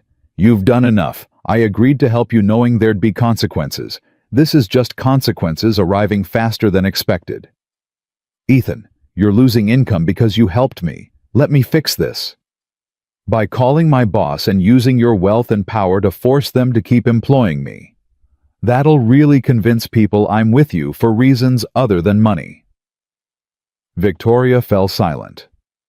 They sat in uncomfortable quiet while Lily played with blocks, oblivious to adult problems that would eventually affect her. The Sterling Capital Board meeting was scheduled for Thursday morning. Emergency session called because 3 board members had formally requested discussion of Victoria's recent marriage and its implications for company leadership. Victoria spent Wednesday night preparing presentations about the Meridian Holdings partnership, financial projections demonstrating why the deal was strategically sound, regardless of anyone's opinions about her personal life. Thursday at 8:47 a.m. Victoria's father arrived at the penthouse unannounced. Ethan answered the door because Victoria was in the shower and Lily was watching cartoons. Thomas Sterling was 68, tall like his daughter, silver hair and bearing that suggested decades of commanding rooms full of people afraid to disagree with him. He looked at Ethan with assessment that was both professional and personal, evaluating the man his daughter had supposedly married. "You must be Ethan Carter." "Mr. Sterling, Victoria didn't mention you were stopping by." "That's because I didn't tell her I was coming. We need to talk, man to man, before this situation gets more complicated." Ethan stepped aside and let Thomas enter. Thomas moved through his daughter's penthouse with familiarity, settling into the chair that seemed designated for authority figures having serious conversations. Ethan sat on the couch, maintaining posture that was respectful without being deferential. Thomas studied him with intensity that felt like being X-rayed. "I'm going to be direct because I don't believe in wasting time on diplomatic phrasing. Did you marry my daughter for her money?" "No, sir. I married your daughter because she needed help, and I was in position to provide it." "But you are aware that she's extraordinarily wealthy, that marrying her provides you with financial security you've never had working maintenance jobs." "I'm aware Victoria has resources I don't. But I'm also aware that asking someone to value me based on my character while simultaneously benefiting from their wealth would make me hypocrite. So I haven't touched a penny of her money, and I don't intend to." Thomas's expression shifted slightly, reassessing. "Victoria said you refused payment for helping her, that you're living here but maintaining your own expenses. Is that accurate?" "Yes, sir." "Why, most people in your situation would take what they could get." Ethan thought about how to answer honestly without revealing their arrangement was fake. "Because if I take her money, everyone who thinks I'm opportunist gets to be right. And I'd rather struggle financially than prove the people judging me were correct all along." Thomas stood and walked to the windows, looking out at the lake view that probably reminded him of building his empire from nothing. When he turned back, his expression was less hostile, but no less serious. "Marcus has been calling me multiple times a day, telling me Victoria's judgment is compromised, that she's making emotional decisions, that this marriage is evidence she's not fit to run Sterling Capital." He paused. "What do you say to that?" "I say Marcus is a man who tried to take over your daughter's company after you chose her instead of him. And I say his opinion about Victoria's judgment is less about her actual competence and more about him not being able to accept that she's better at running Sterling Capital than he ever was." Strong words from maintenance worker talking about venture capitalist I trained for 15 years. "Respectfully, sir, I don't care what Marcus's credentials are. I care that he's been stalking your daughter for 6 months trying to destroy her career because she refused to marry him. That's not business strategy. That's abuse disguised as concern." Thomas's jaw tightened. "Are you calling me blind for not seeing it? I'm saying sometimes people closest to situations can't see what's obvious to outsiders. You trained Marcus, groomed him to marry Victoria and help run your company. It must be hard to accept that the person you invested 15 years developing turned out to be someone who'd weaponize that trust." They stood in silence for a moment, Thomas processing Ethan's words with expression, suggesting he wasn't used to being challenged by people without business degrees and stock portfolios. Finally, Thomas spoke, voice carrying less hostility than when he'd arrived. "Victoria says you're good with Lily, that you're patient father." "I try to be." Sarah was better at it than I am. But I'm learning. My wife died when Victoria was 19. Cancer that we fought for 2 years before accepting we were going to lose. Thomas's voice went quieter. I wasn't good at being both parents afterward, focused on business instead of helping Victoria process her grief. When she told me she was engaged to Marcus, I encouraged it because I thought she needed partner to share burden of running Sterling Capital. He turned to face Ethan directly. But maybe what she actually needed was someone who understood what it meant to lose person who defined your world and still have to keep functioning for people who depend on you. The vulnerability in Thomas's voice was unexpected. Crack in the authoritative facade revealing man who'd made mistakes he couldn't fix. Ethan didn't know how to respond, except with equal honesty. I don't know if I'm that person for Victoria. We're still figuring out what we are to each other. But I know that when she needed help, I was there. And I'll keep being there for as long as she needs me. Thomas studied Ethan for a long moment, then nodded with something that might have been approval. The board meeting is this morning. I'm going to recommend approval of the Meridian Partnership, and I'm going to tell the members who've been questioning Victoria's judgment that her personal life is none of their concern as long as Sterling Capital continues performing at current levels. Thank you, sir. Oh. Don't thank me. I'm not doing this for you. I'm doing it because Victoria is my daughter, and I should have been protecting her from Marcus, instead of questioning her decisions. Thomas moved toward the door, then paused. But Ethan, if you hurt her, if you're playing some long game I can't see, I will use every resource I have to destroy you. Am I clear? Crystal clear, sir? After Thomas left, Ethan found Victoria standing in the hallway, dressed for the board meeting in suit that probably cost what Ethan used to earn in a month. She'd clearly heard the entire conversation, been waiting to see if Ethan would defend her to her father without her present. You didn't have to do that. Stand up to him. Yes, I did. Someone needed to tell him that Marcus is the problem, not you. Victoria crossed the space between them and pulled Ethan into a hug that was tight enough to communicate emotions she wasn't voicing. He held her, aware that they were blurring lines between fake and real faster than was probably safe. When she pulled back, her eyes were bright with tears she was fighting. Thank you, for everything, for lying to my father just now to protect our story, for defending me when you barely know me. I wasn't lying to your father. Everything I said about defending you from Marcus was true. The marriage might be fake, but my belief that you deserve better than what he's doing to you is real. Victoria stared at him, like he'd said something profound instead of obvious. Then she kissed his cheek. Brief, chaste, completely different from the desperate kiss that had started this entire situation, and left for the board meeting that would determine whether their gambit had worked. Ethan stood in the empty penthouse for a long moment after Victoria left. Lily was still watching cartoons in the living room, oblivious to the adult drama unfolding around her. He walked to the kitchen and started making breakfast. Pancakes, because that was what Lily always wanted. The familiar routine grounding him, while his mind processed everything that had happened.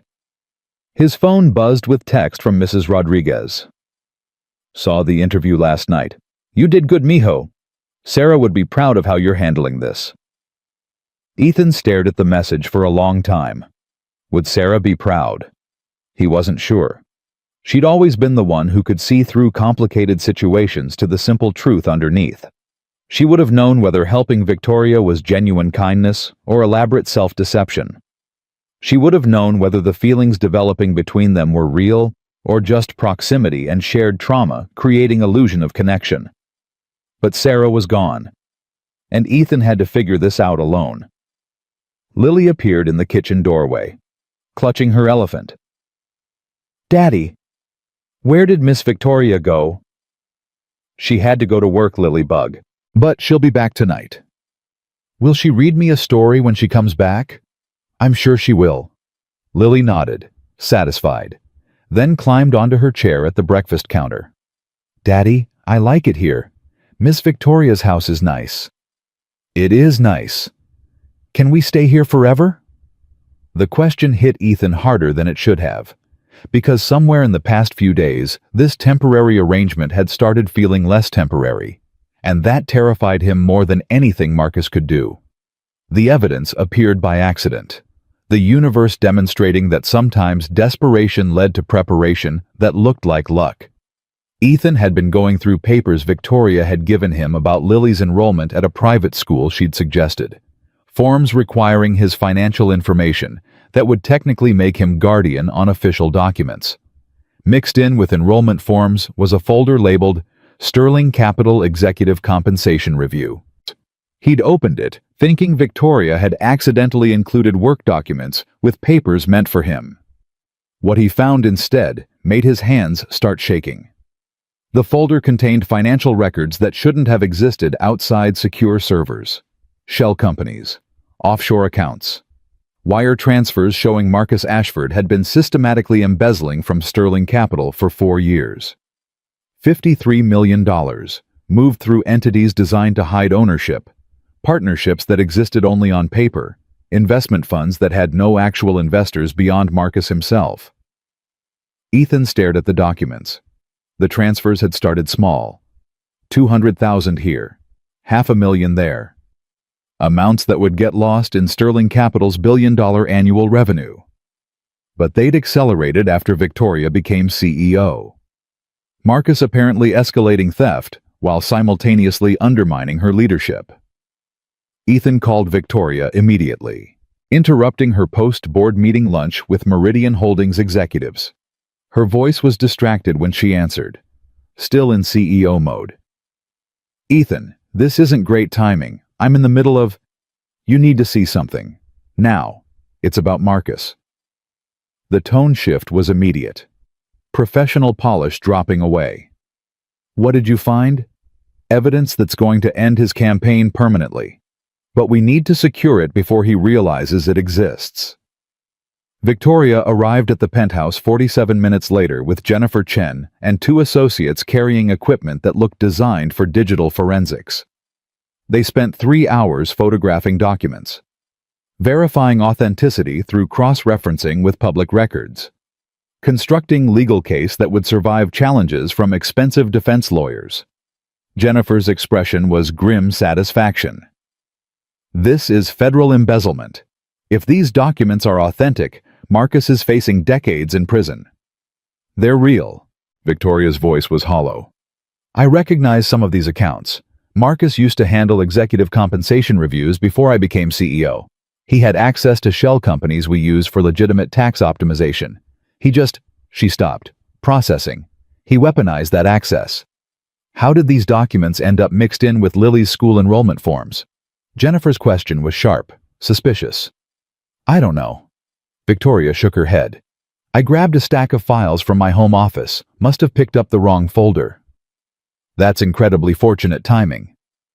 "Or incredibly unfortunate for Marcus." Ethan looked between them. "Does it matter how we found them? The point is, we have them. What do we do now?"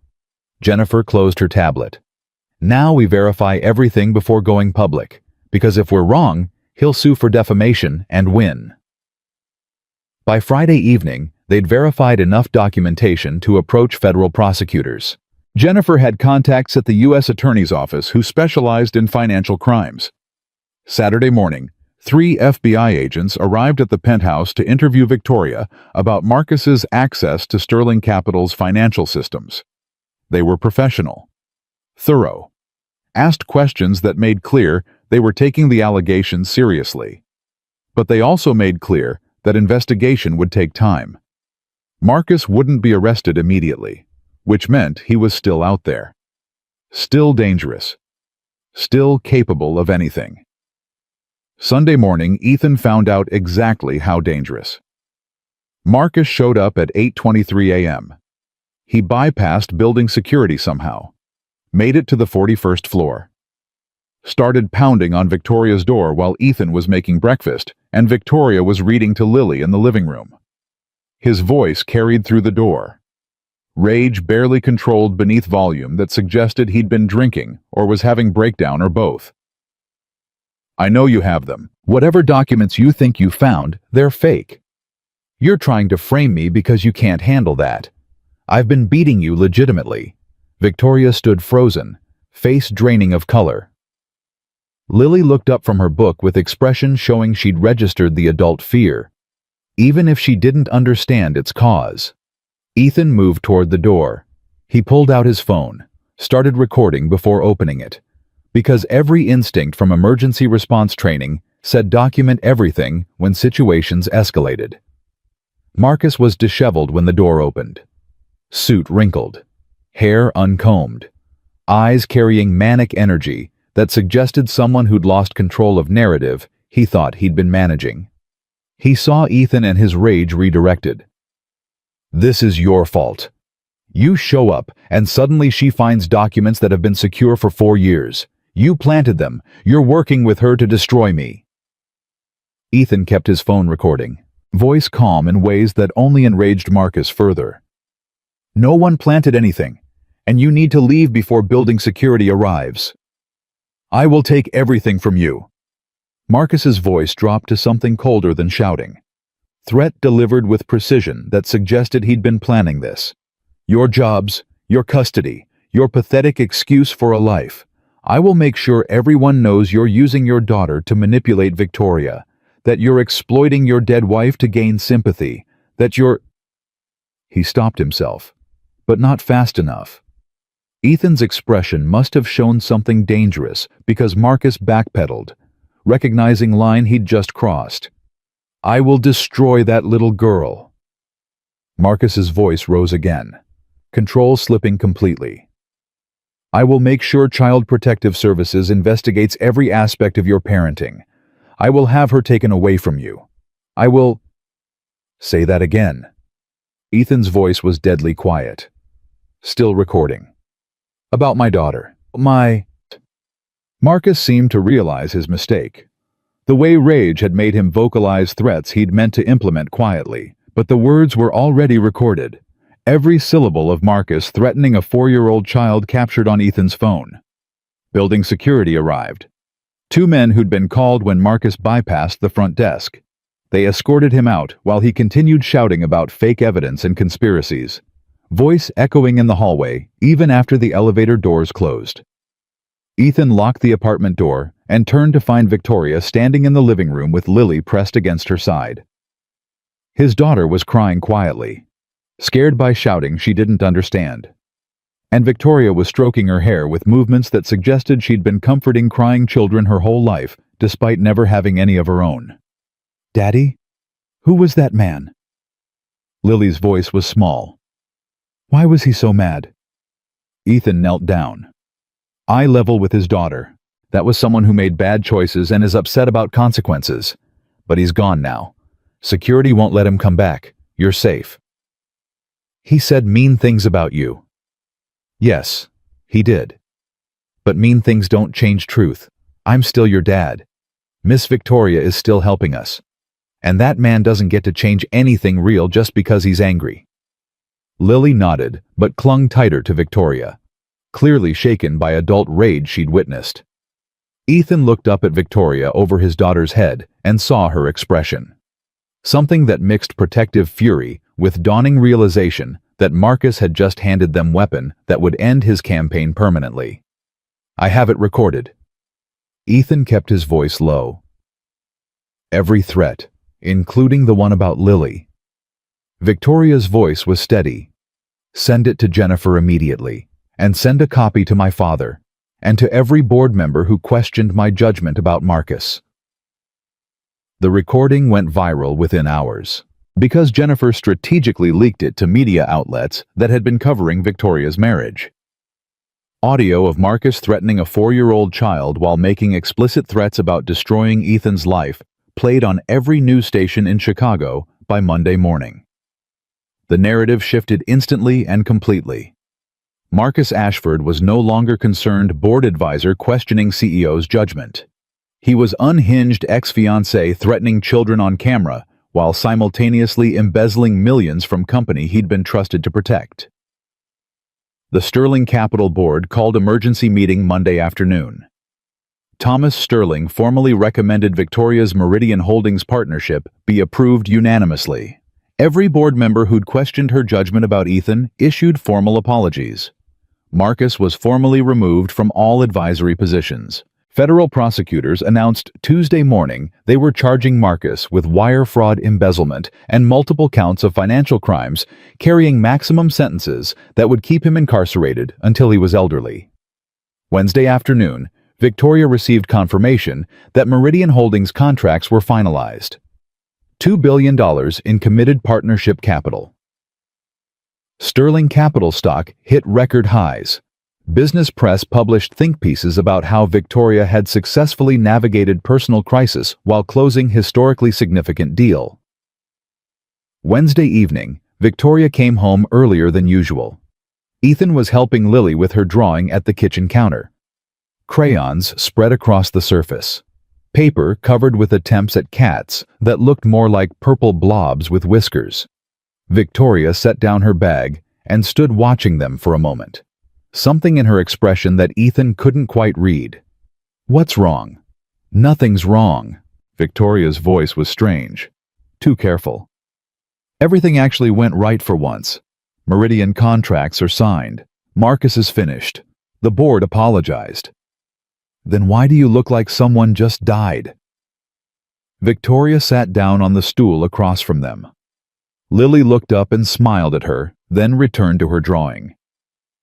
"Because I just realized what all of that means." Ethan waited.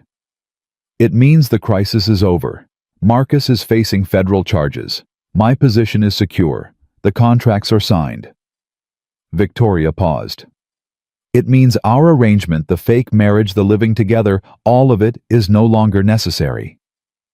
The words landed like physical blow. Ethan had known this was coming, had known from the beginning that their arrangement had expiration date. But somewhere in the past 2 weeks, he'd stopped thinking about the ending. "Right." He kept his voice neutral. "The 2 weeks are up. We agreed you'd help me figure out how to exit without destroying what you accomplished. That's what I wanted to talk to you about." Victoria's hands were clasped on the counter, knuckles white with tension she was trying to hide. "Jennifer says the cleanest approach is gradual separation. We announce we're taking time apart due to pressures of recent events. After a few months, quiet divorce. No drama, no accusations. Just 2 people who tried and couldn't make it work. Makes sense. It's the smart play. Protects both of our reputations. Gives Lily stability during transition." "Then why do you look like you're about to cry?" Victoria's carefully constructed composure cracked. "Because I don't want you to leave." The confession hung in the air between them. Lily was still drawing, oblivious to the adult conversation happening over her head. "Victoria, I know this started as desperation. I know I grabbed a stranger and kissed him and asked him to pretend to be my husband because I was panicking. I know none of this was supposed to be real." Her voice was shaking now. "But somewhere in the past 2 weeks it stopped feeling fake. Watching you with Lily. Having someone to come home to who actually sees me instead of just seeing the CEO. Waking up knowing I'm not fighting alone anymore." She looked at him directly, eyes bright with tears she was fighting. "I don't know when it changed. Maybe it was the first night when you called me down in the service corridor. Maybe it was when you stood up to my father. Maybe it was when you protected Lily from Marcus without even thinking about it." Victoria took shaky breath. "But I know that asking you to leave feels wrong in ways I can't explain. And I know that's not fair to you because you never signed up for this. You signed up for 2 weeks of pretending, not for whatever this has become." Ethan was silent for a long moment, processing her words against his own feelings that he'd been refusing to examine too closely. "Lily." He kept his voice gentle. "Can you take your drawing to your room for a few minutes? Miss Victoria and I need to have a grown-up talk." Lily looked between them with expression suggesting she understood more than 4-year-olds were supposed to understand.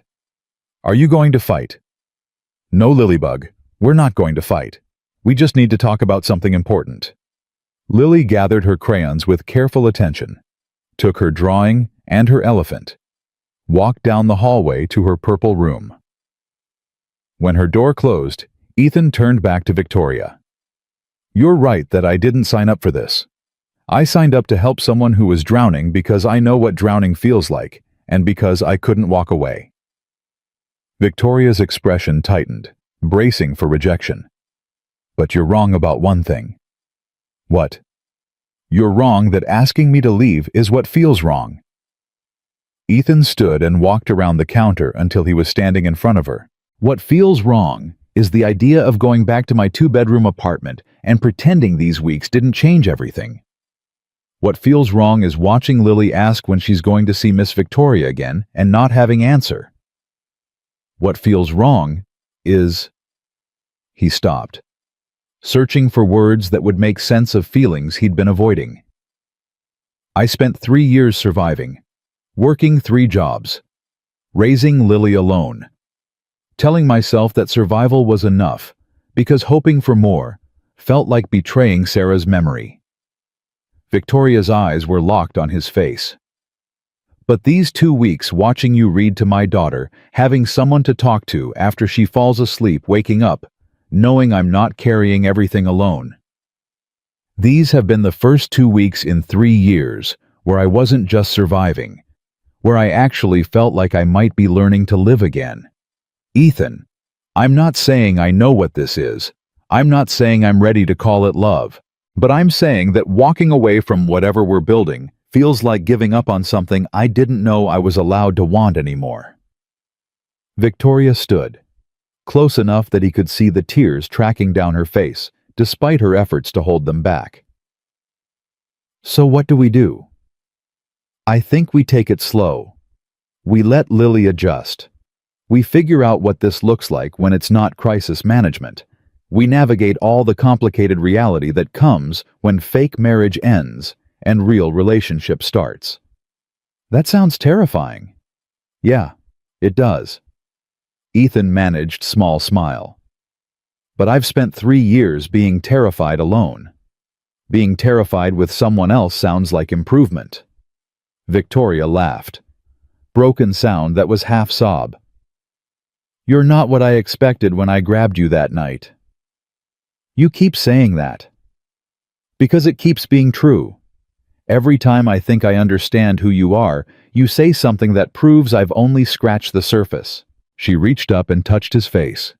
Gentle. Tentative. Like she was afraid he might disappear. I want to try. The slow thing. The figuring it out thing. Whatever version of us exists after the performance ends. Then we try. Victoria kissed him. Not the desperate kiss from the gala that had started everything. Not performance for audience or weapon against Marcus. This was gentle, careful. 2 people who'd found each other in crisis and were choosing to see if they could find each other in calm. When she pulled back, her eyes were still bright with tears, but her expression was different. Hope replacing fear. We should probably tell Lily. Tell her what that Miss Victoria might be sticking around. Something like that. They found Lily in her purple room, carefully arranging stuffed animals on her bed with the serious attention she gave to important tasks. She looked up when they appeared in her doorway. Are you done with your grown-up talk? We are. Ethan sat on the edge of her bed. Victoria sat on the other side. And we wanted to tell you something. Lily's expression went worried. Are we leaving Miss Victoria's house? That's actually what we wanted to talk about. Ethan glanced at Victoria, then back at his daughter. How would you feel about staying here longer? How much longer? We're not sure yet. We're still figuring things out, but Miss Victoria and I have decided we want to keep spending time together, and that means you and I would keep living here for now. Lily absorbed this with 4-year-old seriousness. Will Miss Victoria still read me stories? Victoria answered this one. Every night if you want. Will she still take me to get ice cream? Whenever your dad says it's okay. Lily considered, then looked at Ethan with expression that seemed older than her years. Daddy, do you love Miss Victoria? The question hit Ethan harder than it should have, because he still didn't have confident answer. Because love felt like word that required more certainty than he possessed.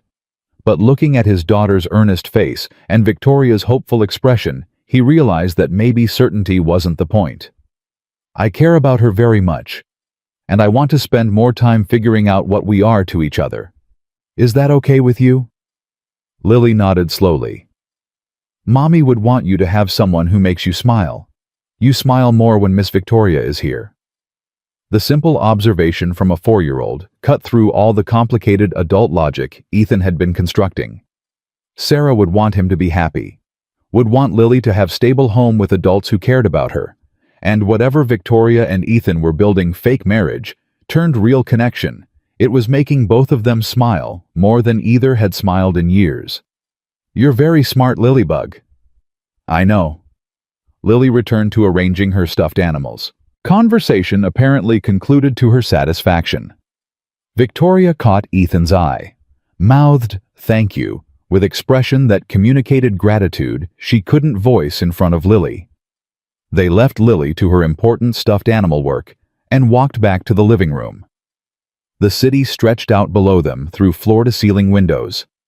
Chicago going about its business, unaware that two strangers who'd met by accident were choosing to see if their accidental connection could become something intentional. That went better than I expected. Victoria's voice was lighter than it had been in weeks. Lily's adaptable. She's had to be. She's amazing. You've raised an incredible kid. Sarah raised her. I'm just trying not to mess up what she started. Victoria was quiet for a moment. Can I ask you something about Sarah? Yeah. Do you think she would have approved of this? Of us? Ethan considered the question seriously, thinking about the woman he'd loved and lost, and what she would have wanted for him. Sarah used to say that love wasn't about finding perfect person. It was about finding person who made you want to be better version of yourself. He looked at Victoria. These past 2 weeks, watching you fight for something you believed in, seeing you be kind to Lily even when you were falling apart, it's made me want to be better than I've been, more present, more hopeful, less afraid. Victoria's eyes went soft. Is that a yes, that she would have approved?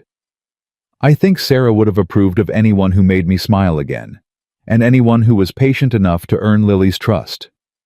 Then I'll try to keep earning it. They stood together watching the city lights come on as evening settled over Chicago. 2 weeks ago, Ethan had been invisible maintenance worker counting every dollar and praying he could keep his daughter fed and housed. 2 weeks ago, Victoria had been CEO drowning under weight of ex-fiancé's campaign to destroy her. Now they were something neither of them had expected to be. Partners in something that wasn't quite definable yet, but which felt more real than anything either of them had experienced in years. So what happens now? Victoria asked. Now we figure out the boring stuff, where I work since I lost my job, how we handle media attention, what we tell people about our relationship. The Meridian partnership means Sterling Capital is stable for next decade. I can actually take time off, delegate more to my executive team. And I can find something that doesn't require 3 jobs to survive. Maybe finish the engineering certification I started years ago. Victoria turned to face him. Whatever you want to do, I'll support it. That's not charity or obligation. That's me wanting the person I'm choosing to be with to have opportunities to be happy. That might take some getting used to, having support. We'll figure it out together. The word together landed differently this time. Not the desperate alliance of 2 strangers facing crisis, but the intentional choice of 2 people who'd found each other in storm and decided to see what they could build in calm. Ethan's phone buzzed. Text from Mrs. Rodriguez. Saw the news about that horrible man getting arrested. Justice exists after all. How are you and Lily doing? He typed back. We're good. Better than good, actually. I'll explain everything soon. Thank you for everything you've done for us. Her response came immediately. Whatever makes you happy, mijo. You deserve it. Ethan looked at Victoria. She was watching him with expression mixing hope and uncertainty, still not quite believing that he'd chosen to stay. Mrs. Rodriguez says I deserve to be happy. She's right. I'm starting to believe that might be true. Victoria smiled. Real smile this time, not the performance she'd been wearing for months. Then let's make sure it stays true. She took his hand. Simple gesture that felt like promise. And Ethan realized that sometimes helping someone for 10 minutes could cascade into something that changed both your lives forever. In ways neither of you could have predicted. In ways that were better than anything you'd allowed yourself to hope for. They took it slow, despite neither of them being particularly good at slow. Ethan moved back to his apartment after the first week. Not because Victoria asked him to, but because he needed to prove to himself that choosing her wasn't about convenience or desperation, or escaping the life he'd built. Victoria protested at first. This is ridiculous.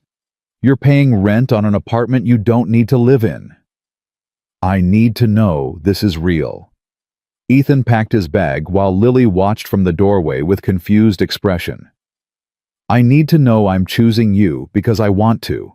Not because your penthouse is nicer than my place. That's the most stubborn thing I've ever heard. You grabbed a stranger and kissed him in front of 200 people because you were panicking. I think we're both capable of stubborn decisions. Victoria couldn't argue with that. So Ethan went back to his two-bedroom apartment with the ancient heating system and the refrigerator that sounded like it was plotting murder. Lily went with him, though she complained loudly about missing the bubble bath. But Victoria visited 3 times a week. She learned to exist in spaces where furniture wasn't arranged by professionals, where dinner meant whatever Ethan could cook on a budget, where the television was 15 years old and the couch had a spring that poked through the cushion if you sat in the wrong spot. She didn't complain about any of it. The first time she came over, Ethan expected her to look around with barely concealed judgment, the way wealthy people sometimes did when confronted with how the other half lived. Instead, she kicked off her expensive shoes at the door, accepted the beer he offered, and sat on the floor, helping Lily build a tower out of blocks that had been purchased at a thrift store 3 years ago. Your apartment is nice, she said. You don't have to lie. I'm not lying. It's small. The heating sounds like it's dying, but it feels like a home. Victoria looked at him. Your penthouse has never felt like a home. It feels like a hotel I happen to own. That's because you spend all your time at work. That's because I had nothing to come home to. The admission hung in the air between them. Ethan sat down on the couch. The spring poked him immediately. He shifted to the other side. What do you want, Victoria, long term? If you could design your life from scratch, what would it look like?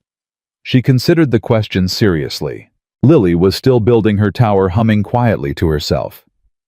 I want to run Sterling Capital, but I want to run it in a way that doesn't consume every waking hour. I want to come home to people who are happy to see me. I want... She stopped. What? I want what you have with Lily. The morning routines, the bedtime stories, the way she looks at you like you're her whole world. Victoria's voice went quiet. I never thought I wanted children. But watching you with her made me realize I just never met anyone who made parenting look like something I could do. You're good with her. I'm good at playing with her for an afternoon. That's different from being responsible for another human being's entire existence. Not as different as you think. Lily's tower collapsed. She immediately started rebuilding it, unfazed by failure in the way only children could be. What about you? Victoria asked. What do you want? Ethan thought about it. For 3 years, he'd been so focused on survival that he'd stopped thinking about what he actually wanted. Wants were luxury he couldn't afford. Needs were all that mattered. I want Lily to grow up believing the world is good, that people help each other, that hard times don't have to break you. That's about her.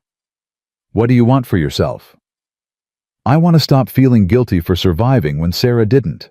I want to wake up one morning and not immediately start calculating how much everything costs. I want... He stopped. What? I want to deserve the way you look at me. Like I'm something more than maintenance worker who happened to be in the right place at the right time. Victoria set down her beer, crossed the room, sat down next to him on the couch. The spring didn't poke her, which seemed unfair. You are more than that. You've always been more than that. The maintenance uniform was just camouflage for someone who was doing extraordinary things for his daughter every single day. That's not extraordinary. That's just parenting. Single parenting while working 3 jobs, while grieving your wife, while keeping a 4-year-old fed and happy and loved. That's extraordinary, Ethan. Most people would have collapsed under half that weight. I almost did collapse, multiple times. But you didn't. You kept going. And now you're sitting on a couch with a spring that's trying to stab you, having honest conversation about the future with a woman who grabbed you at a party and upended your entire life. Ethan laughed despite himself. When you put it that way, it sounds ridiculous. It is ridiculous, all of it. The fake marriage, the media circus, Marcus threatening a 4-year-old on camera, none of it should have happened. Victoria took his hand. But I'm glad it did, because otherwise, I never would have met the man who calmed me down in a service corridor and told me to take 10 minutes and then defended me to my father and protected my daughter like she was his own. She's not mine. She could be, eventually, if that's something you wanted. The implication landed heavily. Ethan looked at Victoria, saw the vulnerability she was trying to hide beneath casual phrasing. Are you asking what I think you're asking? I'm saying that whatever we're building, I want it to be real, not temporary crisis management. Not fake marriage that we're pretending is real. Actual commitment to figuring out what our lives look like together. That's a lot to figure out. I know, and I'm not asking you to figure it all out tonight. I'm just asking you to tell me that you're willing to try. Ethan squeezed her hand. I'm willing to try. 6 months passed. They learned things about each other that crisis hadn't revealed. Victoria had control issues that made delegating impossible. She worked 16-hour days, even after promising to cut back. She forgot to eat when stressed and slept poorly, even when exhausted. Ethan had hypervigilance from 3 years of survival mode. He struggled to accept help even when help was freely offered. He carried guilt about Sarah that therapy was helping but hadn't resolved. They fought about stupid things. Victoria left lights on in every room because she'd never had to think about electricity bills. Ethan got frustrated with her spending money on things Lily didn't need. She has enough toys, he said after Victoria arrived with yet another shopping bag. She doesn't need more. But she wanted the stuffed cat. Did you see her face when she saw it in the store window? Wanting things and needing things are different. If you buy her everything she wants, she'll grow up expecting the world to give her whatever she asks for.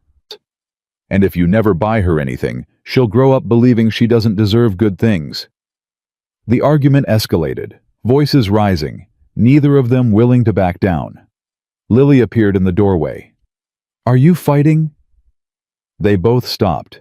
Ethan took a breath, forced his voice to be calm. We're having a disagreement, Lilybug. Grown-ups do that sometimes. It doesn't mean we're angry at each other. Mommy and you used to disagree sometimes. Then you would hug and say sorry. The simple observation cut through the tension. Victoria knelt down to Lily's level. Your daddy and I are still learning how to talk to each other when we disagree. But you're right. We should probably say sorry. She looked up at Ethan. I'm sorry I didn't ask before buying her things. I should have checked with you first. Ethan sighed. I'm sorry I got frustrated. The toys aren't really the issue. He struggled to articulate feelings he hadn't fully processed. I'm still figuring out what it means to have someone who wants to share responsibility for Lily. For 3 years, it was just me. Adjusting to not being alone is harder than I expected. Victoria stood, crossed to him, took his hand. Then we adjust together. We make rules about spending. We communicate before making decisions that affect Lily. We learn to be partners instead of 2 people orbiting the same child. That sounds healthy. I've been in therapy for 6 months. I'm learning to communicate like an adult. Ethan laughed. Same. Turns out years of suppressing grief creates communication issues. Who knew? They hugged. Lily watched with satisfied expression. See? That's what you're supposed to do. You're very wise, Lilybug. I know. They attended family counseling together. Not couples therapy because they weren't sure they qualified as couple yet, but sessions focused on blending their complicated histories into something that might work long-term. Lily had her own therapist, child psychologist who specialized in helping kids process loss and family transitions. After 3 months, Lily stopped asking when Mommy was coming back. Not because she'd forgotten Sarah, but because she'd finally understood that death meant permanent absence, that missing someone didn't mean they could return. It was progress. Painful, necessary progress. Victoria cut her hours at Sterling Capital, delegated more to her executive team, started attending family dinners at her father's house that she'd previously made excuses to avoid. Thomas Sterling remained complicated, too stubborn to apologize for years of prioritizing business over his daughter, too proud to admit he'd been wrong about Marcus, but he was trying. The first time he met Lily, he brought her a stuffed elephant because Victoria had mentioned she collected them. Lily looked at the elephant with critical eye. It's too big. My elephants are small, so they can all fit on my bed. Thomas looked genuinely confused. I can get you a smaller one? No, this one can be the daddy elephant. He can watch over the little ones. The logic made sense only to 4-year-old minds, but Thomas accepted it. He sat on Victoria's living room floor and helped Lily arrange her elephant family in proper hierarchy. The massive billionaire who'd built an empire from nothing following instructions from a child about which stuffed animals should go where. Victoria watched from the kitchen, eyes bright. He was never like that with me, she said quietly to Ethan. Maybe he didn't know how. Maybe. Or maybe he was too busy building Sterling Capital to remember that children need attention more than inheritance. You could ask him. I could. But I'm not sure I want to hear the answer. Ethan didn't push. Some conversations required more time. Ethan enrolled in night classes for engineering certification.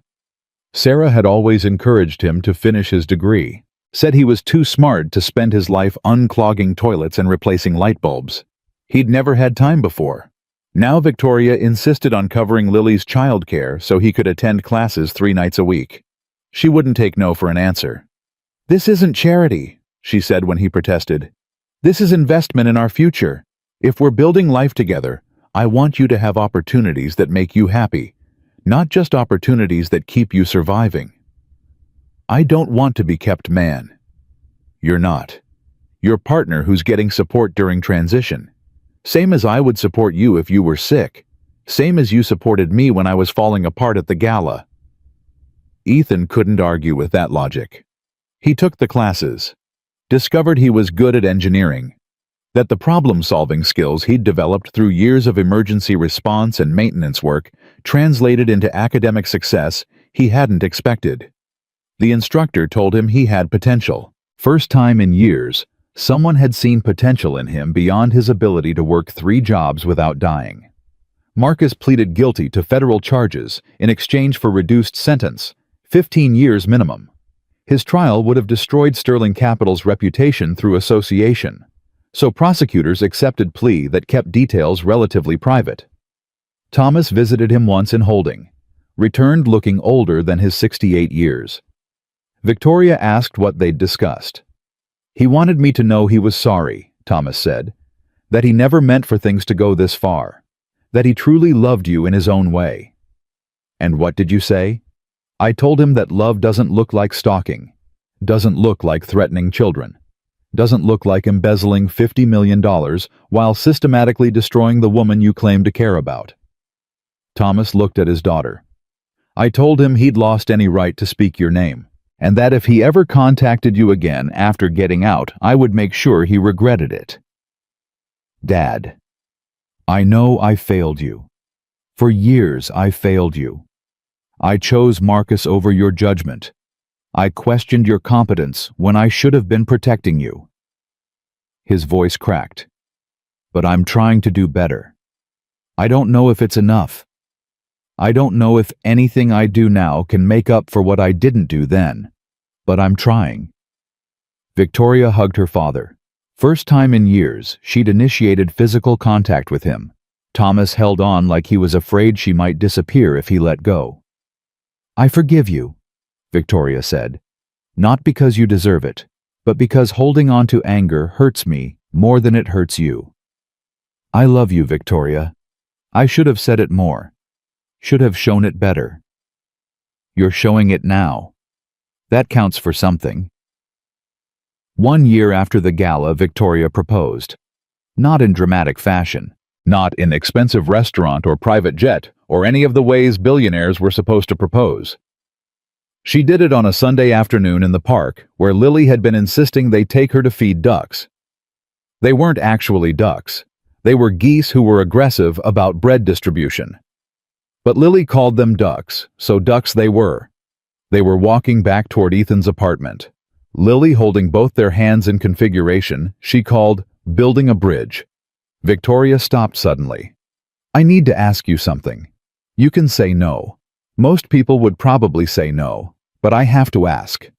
Lily looked up with curious expression, suggesting she sensed something important happening. Ethan raised an eyebrow, waiting. Victoria knelt down to Lily's level first. "Lilybug, I need to ask your dad something important, but I wanted to ask you first if it would be okay with you." Lily's eyes went wide. "Are you going to ask if you can be my real mom?" Victoria's composure cracked. "Sort of. I'm going to ask your dad if he wants to marry me. For real this time. Not pretend like we were doing before, actually married, which would mean I'd be in your family permanently, but only if that's okay with you." Lily didn't hesitate. She threw her arms around Victoria with force that nearly knocked her over. "Yes, yes, yes, yes, I want you to be my mom forever." Victoria caught Ethan's eye over Lily's shoulder. He saw the vulnerability there, the terror of being rejected. This wasn't CEO making strategic move. This was woman who'd found family she'd stopped believing existed and was terrified of losing it. "Is that a yes?" Victoria asked him, voice barely a whisper. "That's a yes to all of it. The marriage, the family, the complicated, messy, beautiful reality of building life together." Victoria laughed through tears, pulled Cameron close, kissed him with none of the desperation from the gala 2 years ago. This was kiss that tasted like hope instead of panic, future instead of survival. They were married 6 months later. Ceremony was still small, but significantly less fictional than the courthouse wedding Jennifer Chen had invented. Thomas walked Victoria down the aisle, expression carrying pride he'd never quite managed to show during her childhood. Mrs. Rodriguez stood as Ethan's witness, tissues ready, makeup already ruined from crying before ceremony even started. Lily was flower girl who took her duties very seriously, scattering petals with concentration that made entire audience laugh. She wore purple dress because purple was her favorite color. Victoria had insisted. At the reception, Thomas approached Ethan during the dancing. "You kept your promise. You've been there for her. I'll keep being there for as long as she'll have me. My wife used to say that the measure of a man wasn't what he did when success was easy. It was what he did when survival was hard." Thomas paused. "You survived, and helped her survive simultaneously. That's rare. I'm still figuring out the whole being married to CEO thing. Pretty sure I'm going to mess it up regularly." "Good. Marriage that's too perfect isn't real. Marriage that survives imperfection is worth having." Mrs. Rodriguez found Ethan during a quiet moment. She'd been crying for 3 hours straight. Claimed it was allergies. Nobody believed her. "Mijo, I'm so proud of you. I couldn't have done any of this without you. The past 4 years, all the nights you watched Lily, all the mornings you made her breakfast, none of this happens without you. That's what family does. You're not technically family. Family isn't about blood.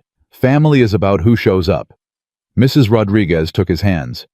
Sarah would be so happy for you. You know that, right? I think so. I hope so. She would. She always wanted you to find someone after she was gone, made me promise to push you toward happiness if you got too stubborn about staying stuck in grief. She made you promise. 2 weeks before she died. Said she knew you'd try to martyr yourself. Said you'd work yourself to death out of guilt if someone didn't remind you that Lily needed a father who was alive and happy, not just alive and surviving. Ethan's throat closed. Sarah had been planning, even at the end, even when she knew she wasn't going to survive. She'd been making sure he'd have support. I wish she could have met Victoria. She's watching Mijo, wherever she is. She's watching and she's glad. Lily appeared, demanding that her father come dance with her because the music was perfect for spinning. Ethan let his daughter drag him onto the dance floor. He spun her until she was dizzy and giggling. Victoria joined them, the three of them dancing together in configuration that felt like it had always been this way, like the two strangers who'd met at a gala had always been meant to become family. The years that followed were imperfect in the best ways. They moved into Victoria's penthouse permanently, but they kept Ethan's apartment too, used it for storage, for nights when the city felt too big and they wanted somewhere smaller. Ethan finished his engineering certification, got a job at a firm that appreciated his practical experience and problem-solving skills. He still worked hard, still worried about money more than he needed to given Victoria's resources. Old habits were difficult to break, but he only worked one job now. Came home at reasonable hours, read Lily bedtime stories every night. Victoria reduced her hours at Sterling Capital to something approaching normal, delegated more, trusted her executive team to handle things she used to insist on controlling. The Meridian Holdings partnership succeeded beyond projections. Sterling Capital stock reached all-time highs. Business press wrote about Victoria's leadership with respect instead of skepticism. They stopped questioning whether she deserved her position, started asking how other companies could learn from her approach. Lily grew up asking questions. When she was 6, she asked why some people had big houses and others had small apartments. When she was 8, she asked why her daddy used to work 3 jobs when other daddies only worked 1. When she was 10, she asked if Victoria had really kissed her father in front of 200 people before they were actually together. They told her the truth about that one. The fake marriage, the media circus, Marcus's threats, the way 2 strangers had found each other in crisis and decided to build something real from something fictional. Lily thought about it for a long time. So you lied to everyone? Yes. Ethan didn't sugarcoat it. We lied because Victoria was in trouble and I wanted to help. It wasn't the right thing to do, but it was the thing we could do in the moment. But it worked out.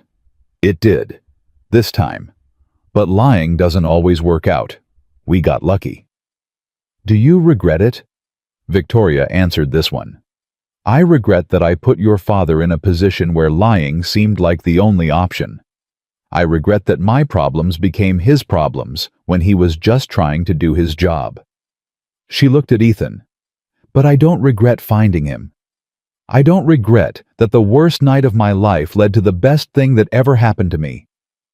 Lily nodded, satisfied with this answer. I'm glad you kissed him, even if it was weird. It was very weird. The weirdest. But sometimes weird works out. When Lily was 12, she asked if she could start calling Victoria Mom instead of just Victoria. They were having breakfast. Normal Sunday morning. Nothing special happening. But Lily had been thinking about it, processing it the way she processed everything important. I know my real mom is Sarah, and I know she's not coming back. But Victoria's been my mom for 8 years now. And it feels weird calling her by her first name when she's the one who makes my lunches and helps with homework and tells me stories about her mom who died when she was 19. Victoria's eyes filled with tears. You can call me whatever feels right. I want to call you Mom, but I don't want to forget about my other mom. Ethan reached across the table and took his daughter's hand. You won't forget about Sarah. Having two moms doesn't mean forgetting either one. It just means you have more people who love you. Lily considered this. Okay, Mom. She looked at Victoria. That feels weird. Good weird or bad weird? Good weird. The kind of weird that works out. Victoria laughed through her tears.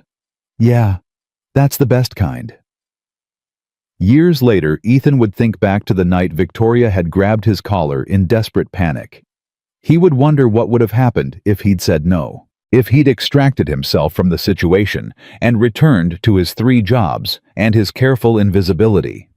He'd probably still be working maintenance, still barely surviving, still teaching Lily that life was something to be endured rather than experienced. Instead, he'd said yes to helping someone for 10 minutes, which became 2 weeks, which became a lifetime. A lifetime of waking up next to someone who understood that survival was just the first step toward actually living. A lifetime of watching his daughter grow up with 2 mothers who loved her. A lifetime of discovering that the armor he'd built after Sarah died wasn't protection. It was prison. And Victoria had been the key. Lily grew up asking the question that started everything. Daddy, when people need help, are we supposed to help them? Ethan always said yes. Always. Because he'd learned that sometimes the person you help ends up helping you right back. That sometimes a desperate kiss in front of 200 people leads to a real one that means everything. That sometimes 2 strangers who meet by accident become family on purpose. And that sometimes, not always, but sometimes the universe rewards people who reach out instead of walking away. Ethan Carter had walked into that gala as invisible maintenance worker with nothing to offer but kindness. He walked out as husband, father, and partner to a woman who'd changed his life by accident and on purpose and in every way that mattered. That was the truth of it, simple and complicated, painful and beautiful, real. Because love doesn't ask if you're ready. It shows up when you least expect it, and if you're brave enough to reach back, it changes everything.